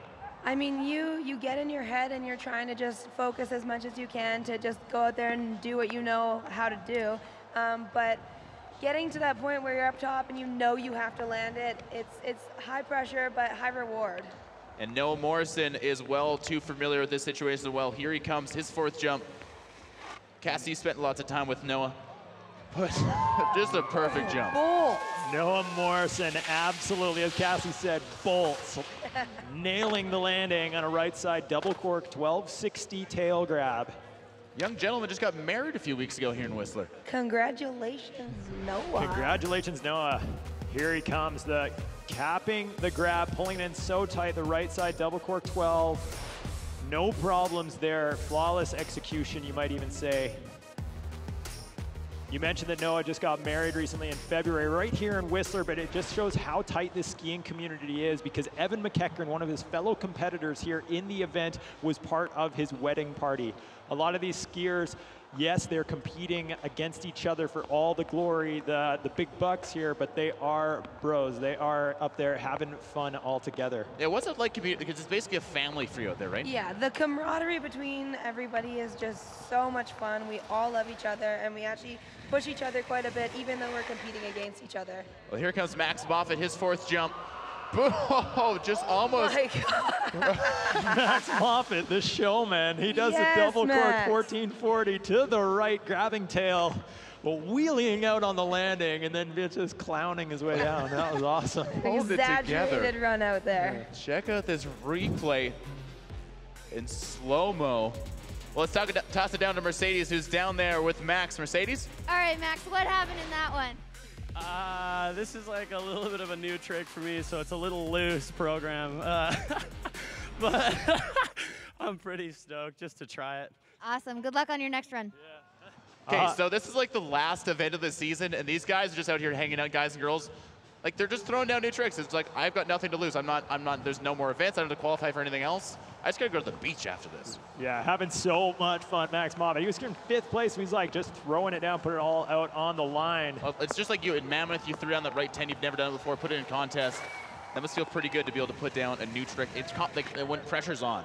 Yeah, it's just a lot of fun to put down something new. Oh my goodness. Ladies and gentlemen, Teal Harl going hard into the race fence there, but he bounces up. Yeah, Teal. He's up and moving. Oh my God. Huge shout out to the Whistler Blackcomb event staff and everyone making this whole event possible. Of course, the safety staff, the first aid patrol out here, making sure that all these athletes are safe. Teal, can't wait to see. Hopefully we'll get a replay of that. Ladies and gentlemen, here in Whistler, give Teal a big round of applause for being so tough. He puts his hands up and shakes his head there, but he's all right. And that trick, although we were chatting, he did the switch double 720. I mentioned earlier that Teal has tricks that you won't see any other competitors doing. and he did it just there. The switch double 720, it's so hard to hold that axis of rotation at 720 and not rotate out to 900 like the majority of skiers do. So that was awesome. Cassie, we've been talking a few strategies throughout the show. One of them, of course, Teal, is he's slowing down rotations, going for style. And there's that replay. So look at him putting it down, and unfortunately, I love that. He just the way holds he it, holds it, just switch. holds it. You expect it to come around, and then it doesn't. It's kind of a little surprise for you. but for you, like when you're going into these competitions, you're going to X Games, you're going to the Olympics, you're here at World Ski Invitational in the past few years. When you're just trying to get a score on the board, is it more important to you to kind of tame down your tricks and put something down? Or is it more important for you to just throw down your biggest tricks? I mean, there's a lot of planning that goes into your runs.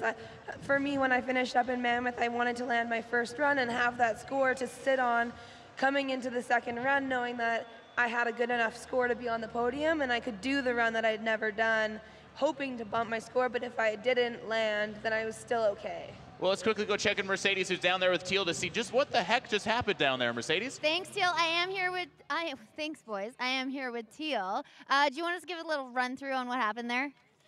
Yeah, I just landed a little bit on my edge, and this time around didn't have enough room to make the carve out of there, so. You did on the last run. You kind of carved out of there, and we talked about like how the fence was there, and you were a little worried this time. This time I proved what would happen if you go a little bit too close to that fence. It'll bite you back. All right, but you got one more run. What can we see from you for your next run? Hopefully not go into the fence. You heard it here. Back to you, boys. Cassie, words of wisdom. Teal just went down and had a little bit of troubles. He's been hoping to get back up there. What would you say to someone in that position? I mean, go do it again, Teal. We like that trick. Just keep it in the middle of the landing. We love you. All right, well, we've got tons more action for the World Ski and Snowboard Festival, the 24th year, live in Whistler, right after this.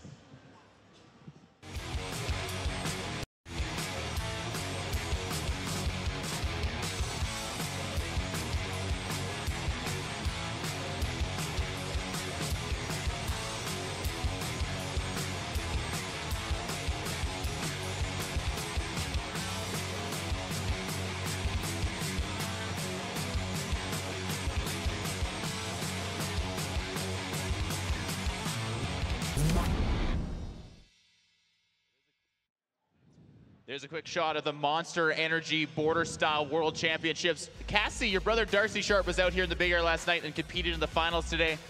How did you do?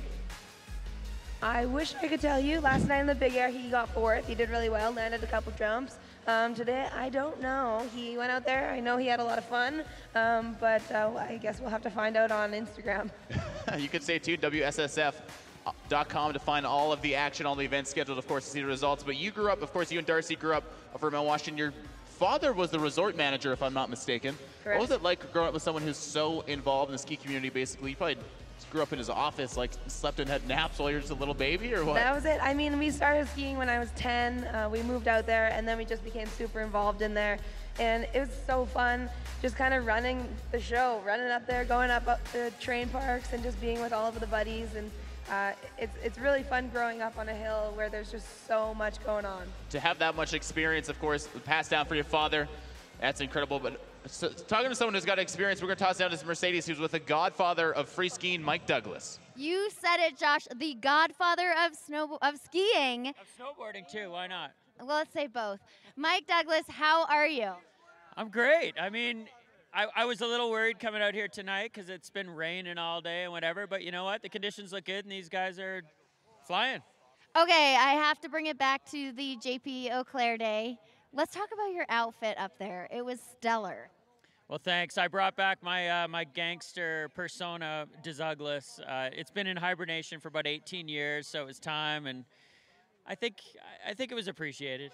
I loved it. I know everyone else out there loved it. What does that day up there mean to you?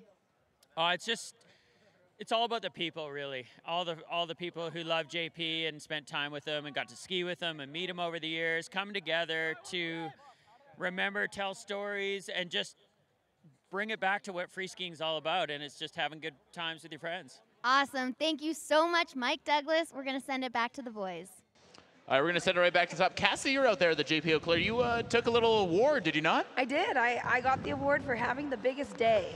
Is that just like the most fun or like the most vibes? Or what is the biggest day? Is it acclamation of everything? Yeah, I think that it can be told in any way. However you want it to be, that's what it was. And that's the biggest day that I had. We've got Phil Langevin coming in. Hopefully he's going to have a big day here, Whistler and World. And he does a switch left side double bio 1440, getting the truck driver there. The rising star from Tremblant, Quebec, doing the family proud, of course. Super excited to see these athletes come from across Canada to compete. Let's walk through this replay. Cassie, what are your thoughts on that? I mean, he landed that clean. It was so sick, held the grab all the way through. I think you could see a big score from that. He's hyped on it, too. I like that. At the bottom, too. He's stoked. 183 even is the winning score. Alex Below-Marchand, he's been sitting pretty up top almost since jump number 1, Mike. You see it when athletes like Phil Langevin are just firing right now. They're in the zone. That flow state where everything just is clicking. They're just absolutely crushing it. And he laid it down just there. He put it down so well to his feet, doing the switch dub 14. Well, the next athlete up top, he's got the skills to pay the bills. We're talking $100,000 that is going out, 100,000 US to the World Skiing Summer Festival to all these athletes. This is Alex Below-Marchand, ABM, that is dropping in next. He took a second at X Games Big Air, a third in Park City at the World Championships. This guy's got it all. Yeah, ABM, nicknamed by his coach back in the Windells day, and it's stuck. Alex Below-Marchand. He is one of the best skiers on the planet by far, but for big air skiing especially, he absolutely kills it. And all right, well, let's toss it down to Mercedes in the corral, who's down there. He's got a little bit of information on ABM.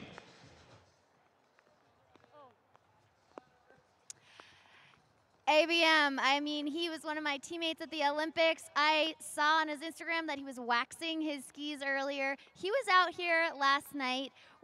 He was watching the snowboarders. He knows what to expect.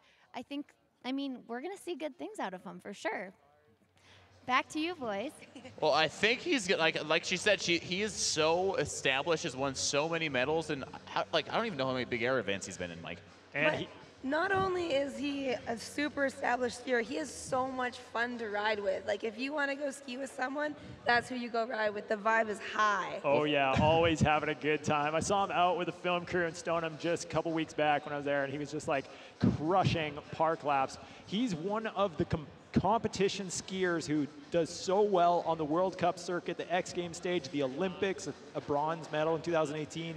But he also skis street really well. He took a third place in the X Games Real Ski Street segment contest this year. So on top of doing all the contest circuits, skiing at home in Quebec, he's out filming in the streets, making his skiing work a work of art, truly. And he's been absolutely crushing it. There's the score coming in for Mr. Langevin, 176.50. She's in second place right now. Here he is. He's sitting up top. He's sitting pretty. Cassie, what's it like to be in an event? How does it? What kind of confidence boost do you get knowing that you're up top? And of course, you want to keep improving and improving. But what's that feel like up top? I mean, you come in here like this and you toss something like that. You want to put it down. You want to keep bumping up your own score. But at the same time, he's sitting pretty good and he knows where he's at. So he's putting down something that is maybe a little new to him, but you just go out there, you still have so much fun. Because if I'm not mistaken, at the Olympics in 2018, you had already had the top spot. You would have already won, but you were just like, you know what? I've been training this hard. I've got these tricks I'm going to put down, and then you did your run, and then you bumped up your score even farther. Yeah, I mean, as soon as I won, but it's still not guaranteed. Like, that first score would have won, but you don't know that at the time. So you still want to go out there and bump your own score up and push yourself. So ABM still sitting 183.00. Mike, what a jump that was. Yeah, he did a switch double core 1080, tail grab to octo grab, which boggles my mind. Like, how do you go from getting that blunt regular to switching, turning your hands in a full body, twisting over to grab the skis in the other direction? The control and everything that it takes to think and flip and spin and grab that way and switch as crazy. It takes a heck of a lot of creativity and a creative mind. Well, the other thing for the folks watching at home as well, these jump, like the jump is so much bigger, the TV just doesn't quite do the full justice of how large and lofty they're actually going. Here we go. We got Finn Billis from New Zealand throwing down a big trick, like we said, Mike. Finn Billis just doing massive. a switch double rodeo 9 there. Safety, low degree of difficulty on that one, but executed really well. Style for miles on that one. Watch that replay. Cassie, look at that grab. I really like the little spread eagle through the middle there, slowing down his rotation, knowing where he is, and just putting it down to his feet. I have a feeling that he wants to go triple on that. I think he's got it in his bag. If he does the switch triple 1260, that will put him up as a contender for the podium position. Let's see it, Finn. Let's go triple. He's had the call out. He's like, he's heard that. He's like, oh, you know what? It's in my bag of tricks. I don't know, man. Am I going to pull it out? Of course, yeah, the that family. was something else. He heard Cassie say, Cassie demanded it. We'll have to wait and see. His final jump is next jump, and of course, the final run is all on the line. That's when you kind of want to give it to the fans. You could see it though when he came through the double part of that rotation. When he did that spread eagle, that was to slow down the rotation and hold it at the 900. So he's got lots of. He holds that, he might be able to get around to the trip. So he's got the air time. All he's got to do is hold those knees and tuck it around. We'll have to wait and see if that happens. Right back to the top, though. It's Evan McEachran, ladies and gentlemen, your 2018 champion. Had in some struggles as far in the competition. We'll see how jump number 4 goes. The triple, Mike. Oh, Evan McEachran going down hard on that one. Having difficulties here this evening, no doubt. He under-rotated what looked like he was going for a triple cork 16, and unfortunately under-rotating to 14, but he's back up. Losing the lens last jump, of course, he jumped without a lens, put it on this jump, and popped off middle of the landing there. Let's watch that replay. Cassie, walk us through what we're seeing. I mean, he's tucking for 3, he's holding his knees, he knows that he needs a little bit more. I always hate seeing someone go down like that. Let's give him a round of applause. He's up, he's killing it. So McEachran, he's moving a little bit of a cut up there, but he's stoked. Yes, the war wounds. Yeah. You get that sometimes here in the spring when the snow turns to that corn sort of icy material. Kinda it is cheese just like razor blades when you fall on it, bare skin. So McEachran going up a hard fall, but keeping that energy up. He's smiling. He's having a good time. Difficult position to be in, ladies and gentlemen. Yeah, that is a tough one, but Evan's got one more jump to put it down. He's got 1 score in the bag, so he'll really have to throw a big one for his 5th jump. Cassie, walk us through the start list. Who are you excited to see? We got Megan Cressy, we got Margot Hackett, Yuki Sabota, Sarah Hofflin, and Elena Gaskill. All of these ladies coming out here have so much talent. I kind of love seeing new people up here. Megan Cressy obviously is someone new to the scene. It's just going to be fun to see what they put down this run. So Megan Cressy, 19 years of age, out of Sylvan Lake, Alberta, dropping in. She took a 3rd place at the World Cup Big Air in Quebec in 2018. Currently sitting in 5th place, having some struggles thus far. This is her 4th jump. Yeah. Put it down, land a little bit back. See, Cassie, what are your thoughts on that? I mean, she held on to it. She kept it to her feet, hitting the knuckle a tiny bit there, but cleaning it up a little bit. And the sun is coming out. Beautiful Whistler, BC. The sun popping just a little bit as Cressy lands her 4th jump of the day. Again, a difficult day for this young gun climbing the ranks of the Canadian freestyle ski circuit. Looking so good out here. Sarah Hofflin, again, 165.75 in the top spot. Cressy, we'll see if she improves upon that. Mike, thoughts? Well, she's spun right and left. She's done the cork 7s both ways, so that one should count for her to bump her up into those the higher rankings. I don't know if it'll be enough to unseat Margot Hackett, currently in 3rd place with a 133. And it is not, but her score does improve to a 71.50 with the combined score of her 2 jumps. So she's currently sitting in 3rd place. She's going for her 4th jump. Doing it from New Zealand, the 2nd Kiwi in the competition today. This is Margot Hackett for her 4th jump. Cassie, we got a very international field out here. She throws down her 4th jump. Oh, putting it down. Solid jump, eh, Cassie? I think that was pretty good. I mean, she's cleaned it up. came around to the landing, saw I was there, and here it is. Here it is, there it is, it's done, folks. She's put down her 4th jump. What do you think? Is she going to climb that rank? Is that going to be good enough to bump her into that 2nd or 3rd position? I mean, she's going for the grab. She tickled it a little bit more than the last time, so it could. It was clean. You see her shaking her head a little bit as she skis down the landing. I think she knows that she can improve on that. Yeah. All right, back to the top. This is Yuki Sabota out of Pemberton. Cassie spent so much time skiing and hanging with Yuki. What do you got to say for her 4th jump? Yuki is a beast. She comes out here, she's killing it. She knows what she can do, and she wants to put it down. Yuki doing a nice right side 540 mute grab, grabbing that mute with authority, tweaking it out. Tweaking out that mute grab. She's been one of the most consistent athletes we've seen almost all night. Of course, like you mentioned, Mike, in their last jump, not the highest degree of difficulty, but sometimes it's just about putting the tricks down, and Yuki is really coming through. Look at that landing there, super firm. Yeah, but she put it down with authority there. Like the grab was solid, better than her previous right side 540. So I suspect that that'll be an improvement on her score. We'll have to see if the judges saw what I saw. All right, back to the top. We got Sarah Hoffland. She's currently sitting in the top spot. Again, interesting story. Grew up skiing just like in the small hills in the UK. Joined the Swiss team 4 years ago. Won the Olympics after just her 2nd season of being on the World Cup circuit in slopestyle. So impressive. Another UK skier has got a similar story because they grew up skiing on these dry slopes. Is James Woodsy. He's one of those guys. And Sarah Hoffland, she's just lighting the world on fire with her freestyle skiing tricks like this. Oh, the switch left side. Oh my God, blowing a shoe, blowing multiple macaroni. shoes. Look at that. She looks like she's up and moving though. She's okay, a ski's coming right back to her. Wow, what happened there, Cassie? I mean, she needed a little bit more speed, caught the knuckle. Her skis did what they were supposed to do. They ejected off, keeping her safe. But, I mean, I think a little bit more speed and she'll nail that. She was coming in for the landing really well, in control, but I think, like you said, just a little bit too high up on the landing, maybe tagging the top of the landing, which is what we call the knuckle. And when you knuckle like that, it's a huge impact, and her bindings did release as they were supposed to. See, she's in an interesting position compared to our next athlete, Elena Gaskell, who's had some trouble in her first 2 jumps, but Sarah was able to put down her first 3 jumps, so she can actually afford to be able to take a bit of a break and get a lower score. But Elena Gaskell on her 4th jump, like it's crunch time for her. She's got to put this one down if she wants to climb herself onto that top ranking. She took first last year. She's hungry. The pressure is on.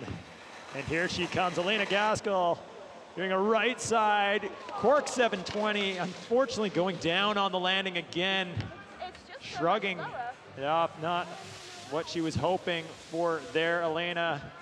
Turn that frustration into motivation to get back up to the top, because we want to see you put that down in run number 5. There's still 1 more jump to go here at the World Ski and Snowboard Festival, Josh. And you can see there, she's perhaps not on the axis she wanted. It's just enough that it threw her off. She had to let go of the grab early and just came out super backseat. It's kind of crazy because you watch Sarah and she hit the knuckle, and then Elena comes with so much speed. So it takes a lot of variation to see how much speed you need to land these tricks. Especially the light changes so much as well. We started out the night, of course, a little bit of flat. The sun is just popping out here in Whistler, and the vibes are just keep on increasing. So when they started the competition, it was a little bit faster. The sun is heating the place up. So constant battles to be fighting for these athletes. Yeah, whenever the sun's out, guns out, right? The light makes such a big difference. So Sarah Hoffland, Yuki Sabota, Margot Hackett currently sit 1, 2, 3. From Pemberton, Yuki holding down that 2nd spot. So good to see the local girl on the top of the podium right now. Yuki, such a good skier. Cassie, thank you so much for joining us out here, of course, calling the shots. It's so awesome to have someone with your experience up here calling it. And here's the men's results. Alex Blot-Marchand, Philippe Lonvine, and Teal Harrell. And they will be the top athletes right now. There's the bottom section. Evan McEachran, last year's champion, sitting at the bottom right now, hoping to climb up on his 5th and final jump. What a day thus far, Mike.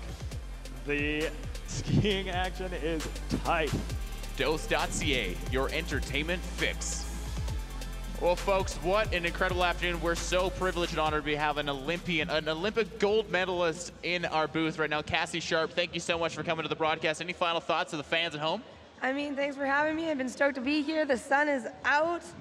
I'm just looking to see the 5th jump and see these people put it down. We keep talking. This event is so much more than just skiing. It's about art. It's about culture. It's about music. Where can we see you this tonight in Whistler? Are you gonna be all over, going to all the events, Intersection? All the events, Intersection, Sushi Village, the Longhorn. Let's go. It's just having a fun time. The full Whistler tour. Well, Cassie, thank you so much for coming out, folks. We're just about to head into our 5th jump. Cassie Sharp, 2018 Olympic champion. Thank you for coming out. It's been so much fun to have you. And we'll see you on the town tonight, as they say, Whistler. Thanks, Cass. Now moving into the men's 5th and final jump, Vincent Gagne is going to be starting off the top. He is having some struggles this far. We'll see if he can break into that 1, 2, 3. Vincent Gagne, such an established skier. There he is up top. He's smiling. He's having a good time. Out of Quebec, first in big air in 2015. He's currently sitting in 7th place. Mike, what is he going to have to do to be able to break into that top 3? Well, he's got a couple tricks in his bag right now, currently in 7th place, though, with those scores. So he's going to have to be flawless here. Watch, ladies and gentlemen, as Vinny Cash comes in to do what he does best here. Big air skiing, Vincent Gagne. Getting the right side bio 1260 screaming seam double grab. That is unreal. He does it. See, that is why he's experienced. He is on top of his game right now, Josh. Well, of course, comes from a very famous family. Charles Gagne as well paved the way in freestyle skiing, was one of the pioneers here in Canada. Walk us through the slow motion replay. Look how he tweaks that grab out, Mike. That grab won him the 2015 X Games Big Air title with the same trick, a bio 1260 screamin' seaman double grab. It's actually octo, but he ended up getting the first part of the grab there and slightly missing the second part, which the judges will notice, but Vincent should be stoked because he put it down here in Whistler. So currently sitting in 7th place. It's gonna take quite a bit to bump him up into that top 5 spot. The score comes in, a 148.25 is his combined score. Gonna stay in 7th place for the time being, and that'll wrap up his afternoon here at the World Ski and Snowboard Festival Spockless Big Air Invitational. Back to the top we go. Just 9 more skiers remaining. This is Nicholas Suchi, now currently living in Pemberton, but grew up, like we said, in your hometown in Vernon, BC, and transferred over to the Whistler Blackcomb Freestyle Ski Team. Here is his final jump. He's lost his poles. He's got a big old smile on his face. What has he got for the people of Whistler? The final chance to fight for all the glory, Mike. Here he comes. Nick Suchi, this one will be for the crowd. Oh, right side cork 360, keeping it smooth and styly there, but taking it easy. He's had a few bobbles on his other jumps, so. He's doing it for the fans. He knows he's not going to break into that top 3 with that final jump, so he's just stoked to be out here. It's good to see him having some fun. Look at that cork 3 just hanging it out to dry. Nice double grab. Cork 360 nose, so smooth. One of my personal favorite tricks, grabbing that nose. That's awesome to see, but that won't be enough to put him on the podium tonight. So that'll wrap up his competition scene. Like we mentioned, this is the very final big air event. Final event basically for all these competitors. Now it's just time to chill, hang out, catch the beach, get some slushy park laps in as we go back to the top. Totally, nothing quite like springtime in Whistler. So much fun. Etienne Joffrey, 21 years of age from Whitehorse, Yukon, on course. Etienne lighting up a switch left side double cork 1080 octo grab. Took a first place at the Calgary NORAM slope style, and he's stoked for his final jump. What a way to put it down. Again, not the highest degree of difficulty, Michael, we've seen, but still such a solid jump. Look at him dropping in switch. Here is the replay. He comes in looking over the left shoulder, spinning to the left, and he grabs octo immediately in that first rotation. Has to release the grab a little bit early, but look at him put the landing gear down here. That's what I love, watching these skiers when they stomp the tricks like that with authority and style. So awesome. So really, Joffrey. Really taking a page out of Vincent Gagne's book, of course, who really pioneered the sport and was one of the first athletes to be able to actually bring that grab into competition. So it's really cool for these athletes like Etienne to be able to compete with such a legend like Vincent Gagne, who's really been so creative and such a big face in the sport and really just a massive influence for all these competitors. And we'll go back to the top, Josh. Noah Morrison, 24 years of age from Vernon, British Columbia, had a bit of a rough year this year in the on the contest scene, looking to take home a big win today. Took a 3rd place last year in 2018. Here he comes, his final jump. Mike, can he do it? Noah Morrison doing the switch double rodeo 1080, switching up the grabs mid-rotation, going Japan to tail by the looks of things. We'll have to confirm that on the replay, but Noah Morrison, one of my personal favorites to watch. He's been on the big air circuit for so many years, competing here in Whistler. Difficult position to be in right now, Mike. He's in 4th place. He's really looking for something. He's got to add those little things. It's the amplitude, it's the execution, which he's put down. It's the style. Look at his grabs. He's been able to grab both ways. Locking in that Japan into that blunt. So judges probably liking what he did, but let's wait and see. Of course, is the degree of difficulty high enough on that, Mike? Grabbing tail so well there, a lot like it looked reminiscent of like a Henrik Harlow tail grab. And Henrik, one of the best, most decorated X Games big air competitors of all time as well. And Noah Morrison, it will not be enough to move him up out of 4th position. He will hold 4th place with that switch dub 10. So unfortunately, not quite being able to break into payday for Noah, but we go back to the top. It's Max Moffat of Caledon, Ontario. Interesting story. Max, his whole family is involved in the freestyle ski world. His mother is the head of the Alberta Freestyle Ski Association, is involved in organizing a lot of the events and World Cup events that happen. Of course, Calgary hosted a World Cup halfpipe event earlier this season. Here comes Max Moffat. Yeah, just hanging it out to dry, Mike. Tweaking out the cork 360. Again, looking like he's just having so much fun on his skis always. Surprising, though, like for me to see Max just play it safe like that on his 5th jump in 5th position. Do you think he knows he left his goggles in backwards? Max, buddy, your goggles are going the other way. Yeah, I've got to imagine that that's on purpose. Look at him, he's stoked. Let the hair fly. Dude. Max Moffat in 5th place, 157.75. He's stoked. I mean, it's the end of the season. We keep saying it. The sun's out. The sun came out to play. He's just like such a good shot. It's so cool to see all these athletes. The fun part about the 5th jump, too, is they're all at the bottom. They're just hanging out. They're just stoked at each other. And the next one, there's only 5 athletes remaining. Teal Harley's down there. All his brothers, his friends, his family, his competitors, they're all just waiting for him to throw down something big. It doesn't matter if he wins, if he doesn't, they're just stoked on him. Teal Harl, ladies and gentlemen, coming in, switch to this big jump. Doing the switch dub 7 and stomping it this time. I was waiting for that. That was impressive stuff from Teal Harl. Gave Seb Fremont from the Whistler event staff a little bit of a run for money, taking down the fence line last jump, but putting it down. Let's watch the replay. Mike, what are we looking at? That switch double 720, it's such a blind trick the whole way through. It's not the most degree of rotation, but the difficulty of holding it there to do 2 flips off axis and only spin 720 degrees of rotation, absolutely astonishing. That was impressive stuff. So he's currently sitting in 3rd place with 5 more big names behind him. Well, he's got to score 167.75. He's probably gonna look to want to bump it up a little bit if he wants to secure his place in the podium. Teal's looking down there. He's looks stoked. Again, it's a nervous position as you wait for the score to come in. Had a pleasure of growing up skiing and competing against this guy. Obviously, he whipped my butt as he climbed the ladder, and I switched over to broadcasting. But yeah, there's a reason why we're here. Hey, Josh. A bunch of years ago, I promised this guy a case of craft dinner for doing a Rodeo 9 Screamin' Steven, and I still have not delivered. So he's like, where's my craft dinner, buddy? The score's coming 170 even, so he's going to climb the ladder a little bit. Guaranteed in the spot. Teal, if you can stay in that 3rd place spot, the craft dinner will double it down for you tonight, buddy.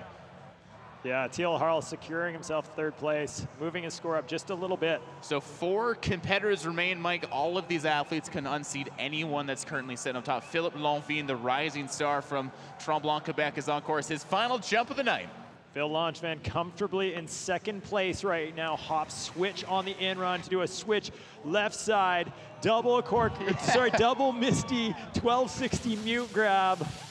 Reminiscent of Bobby Brown, the guy who basically created that trick in the X Games a number of years ago. But Phil here showing him that he can hang with the freestyle skiing icons as well. What's so cool to see these icons, like you mentioned, put down these big tricks, and then having these young guns be able to come in and throw them in contests as well as a good ode to the legends who came before them, Mike.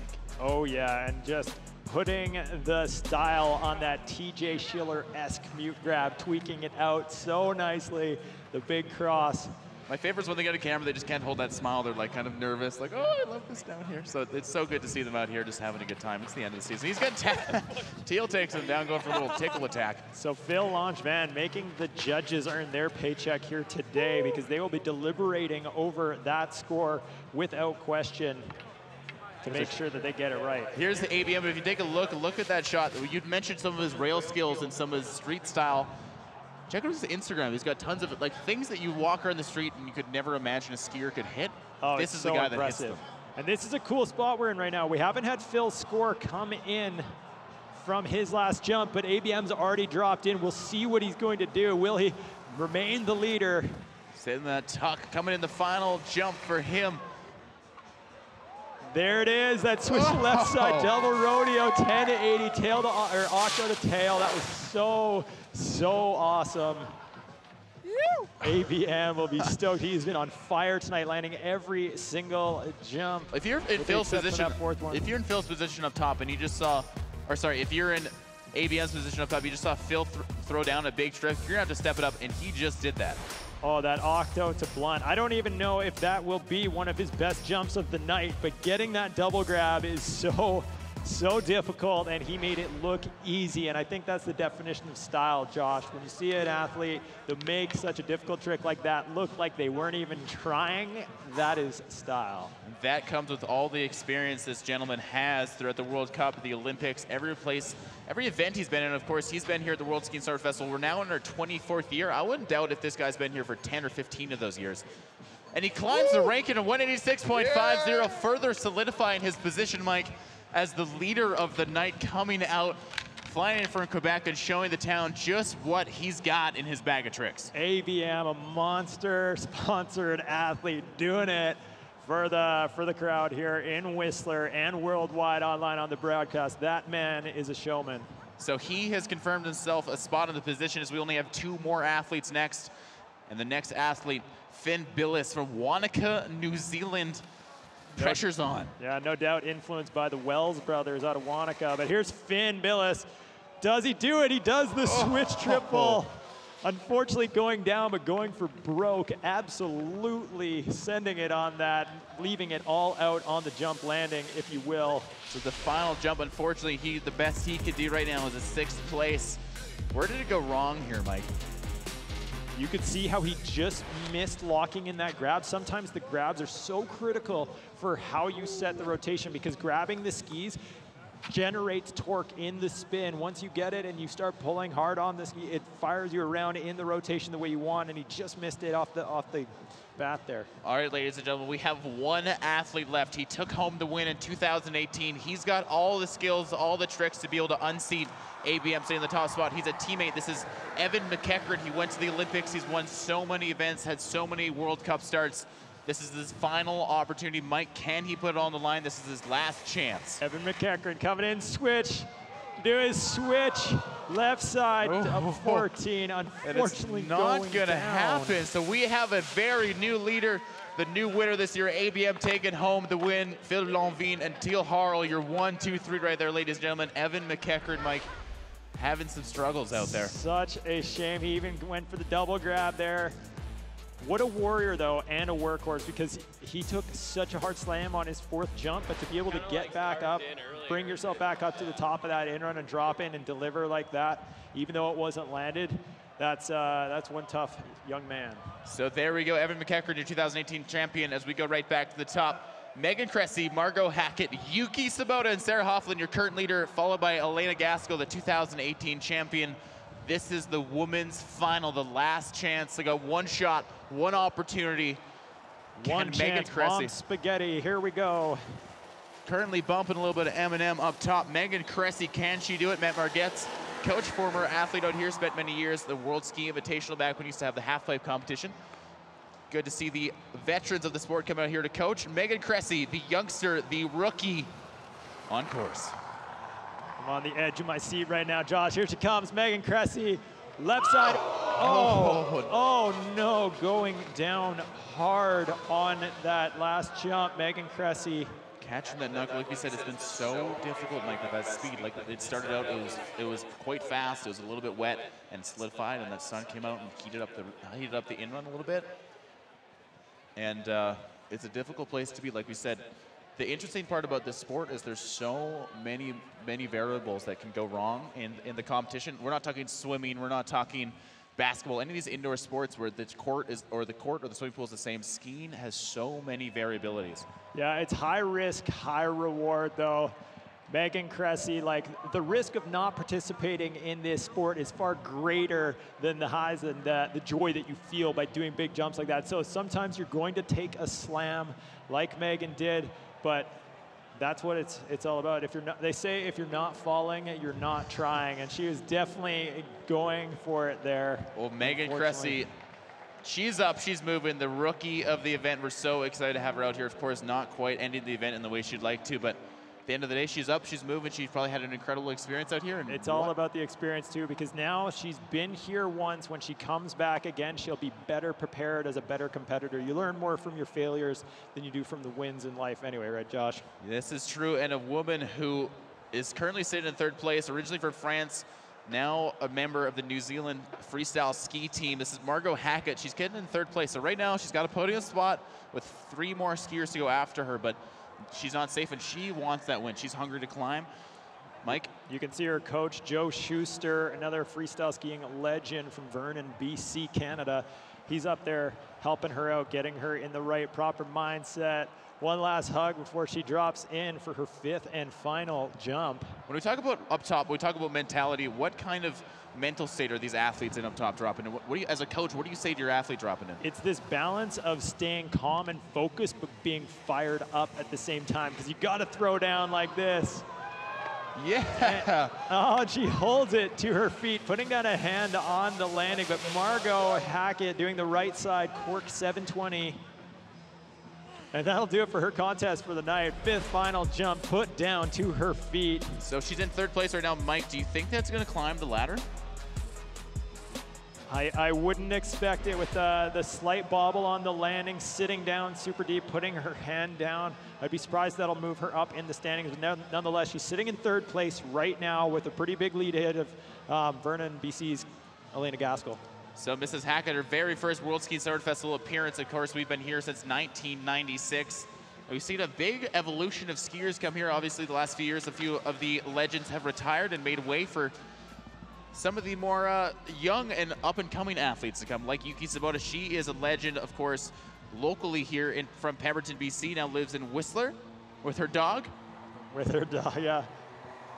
She took 6th place in both Olympics in Sochi as well as Pyeongchang last year in 2018. Her final jump from Pemberton, BC, it is all on the line. Here we go, Yuki Sabota, currently 2nd place. And smooth style there from Yuki Sabota, one of the veteran competitors in the field, stomping the right side 540 mute grab with authority. Don't think that was quite as big as her one last run, but the landing was so smooth, Josh. So she's currently sitting in 2nd place. She's guaranteed a payday on what has turned out to be a beautiful sunny day out here in Whistler, BC for the 24th Annual World Ski and Snowboard Festivals. Yuki, there's her standings right now. She's had so much experience out here skiing, Mike. Yeah, she will be stoked, hanging in at 2nd position right now. Big old paycheck coming her way. Maybe she'll use that, spend it on the golf course here, Fairmont Chateau Whistler Golf Course, or you know, maybe you might find her in Sushi Village later on. Doing the whole tour, maybe an intersection. But right now, it's all about Sarah Hofflin. Her final jump, she's in 1st place right now, but Elena Gaskell is quick behind her toes. Is she going to throw down something big, Mike, and improve on her score, or just have some fun? We'll wait and see. Sarah Hofflin doing it the right side, Misty 720 mute grab, carving down the landing, making it look like she's having so much fun. I love it when skiers look like they're out there having fun. Again, she's already in the win. She took home a gold in the Olympics in slopestyle in 2018. After just 4 years of competing at this high of a level, it's pretty impressive.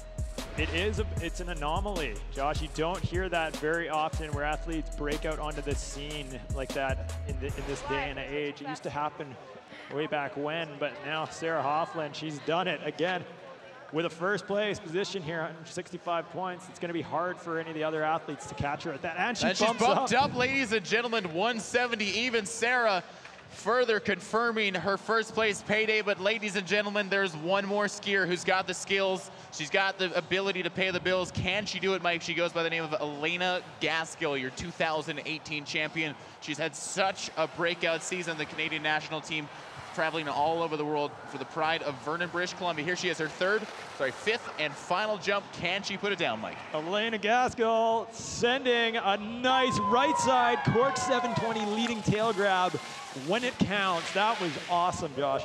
So, like we said, she tamed down the degree of difficulty a little bit there, but stuck such a solid trick. At this point, she just wants to get on the podium, Mike. Yeah, and with tricks like that, she's showing that she's still hungry for it, going for it right to the very end. We'll see if it's enough. The suspense is killing me here. She had a good switch cork 9 earlier on in the contest with a bit of an early let go grab, but still put up a reasonable score. But that cork 7 was so smooth. And she capped the very tail of her ski with her grab. So will she break into that top 3? Hackett, 135 even, is the 3rd place. The bubble to break into. Yuki Sabota from Pemberton in 2nd, and Sarah Hofflin. Sarah's way up there, 170. Elena's got to get a very big score if she wants to compete against Elena up top. Or sorry, Hofflin up top. Can she unseat Sarah? I don't know, Mike. It's going to be a difficult decision. She doesn't know. She's nervous down there. She would have to score high in the 90s to get up that far. We'll see. I don't think that that's enough for that, but like 3rd place is possible here, folks. This is where this skiing contest action gets exciting. The suspense here is killing us, and the judges, this is where they're tested the most, because they've got to decide, was that enough? Was that trick better than Margot Hackett's jump? Well, shout out to Ken Gaskell and family down there. Ken, of course, and all the Gaskells for really giving opportunity to Elena to be able to grow and rise the ranks. Of course, I know the whole family and friends, they're not just watching at home online or on television. They're here. They're here to support her. And yeah, and her brother's a freestyle ski coach at Silver Star, so they're giving back as much as they're entertaining here tonight with Elena. I haven't seen a score take. These judges are, like you said, earning their pay today. They're really, when there's a difficult decision like this, especially when there's this much money on the line, $100,000. There it is, ladies and gentlemen. She's moved into 2nd place, unseated. Yuki Sabota, Elena Gaskell with a score of 149.75.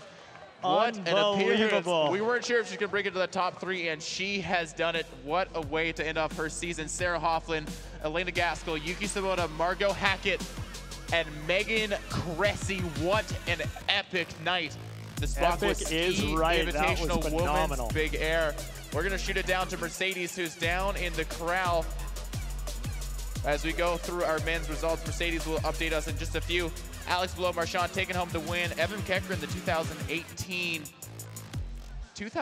winner, unable to secure his spot again, Mike. Yeah, Evan McEachran, one of my personal favorites to watch ski, just wasn't able to put it all together here today, but that was some of the most impressive big air skiing that we've seen in Whistler at the World Ski and Snowboard Festival in years. Mike, what a cool story. It's so cool to have you here, who really, from Silver Star, from Vernon, someone like Elena Gaskell or Yuki Sabota, who you have coached, and to see them climb, and it's such a cool opportunity. It warms my heart, Josh. It's so awesome to see them succeeding at this level. Well, let's pass it down to Mercedes, who's down there with our winners. Thank you, boys. I am down here with Sarah and Alex. Couple questions. It was a tough day with the weather. What was your strategy going into this? So I started with an easy trick, and then I worked towards the switch dub. And when I got that down, it wasn't as clean as I wanted. I wanted to do it again. This echo is horrible. So I wanted to do it again, and then strategically I thought maybe I should try and up my other score. But it got a little bit harder with the speed towards the end, and I'm pretty glad that I didn't try the switch dub again. I think I would have died. It worked for you today. You're coming out on top. Alex, what about you? I saw that you had your skis waxed. You were tucking into the jump. You went with poles. You took your poles away. How did it go out there? I was just trying to figure out with my poles for the grabs, but super stoked. Went and got a base grind yesterday at CMS Whistler, and super stoked. Had pretty good speed, but still wanted to go as fast as possible because it's all about going big in the big air, and super happy to, in the end, take the win with just 2 1080s. I just wanted to do different tricks and try different grabs, and it worked out, so super happy. It worked out for you both today. Was there one trick out of the 5 today that you will think about forever now? I'd like to do a better switch 10 with a better landing for sure, and then maybe work on the switch left double at some point. Were you stoked that you threw the double? Yeah, for sure. And yourself, was there one trick that was a standout today? Well, I think I'm super happy that the judges really liked my dub bio 10 with a double grab. That was the first time I did it in a contest, and I'll probably keep doing it. Awesome. Thank you guys so much, and congratulations. Back to the boys. Well, Mike, what an absolutely epic night. The sun came out and graced their presence right near the end. What an incredible show of men's and women's skiing at the Spectators Ski Invitational. Mike, what are your final thoughts? It was unreal. All the competitors came out and put on such a show, but those two top spots, Alex Bayou-Marchand and Sarah Hofflin, absolutely doing it for us here in Whistler and around the world. Josh, it's been a pleasure being here. Well, thank you, ladies and gentlemen, so much for tuning in around the world. We'll be back with more action from World Ski Resort Festival 2020. We say good night from Whistler, BC.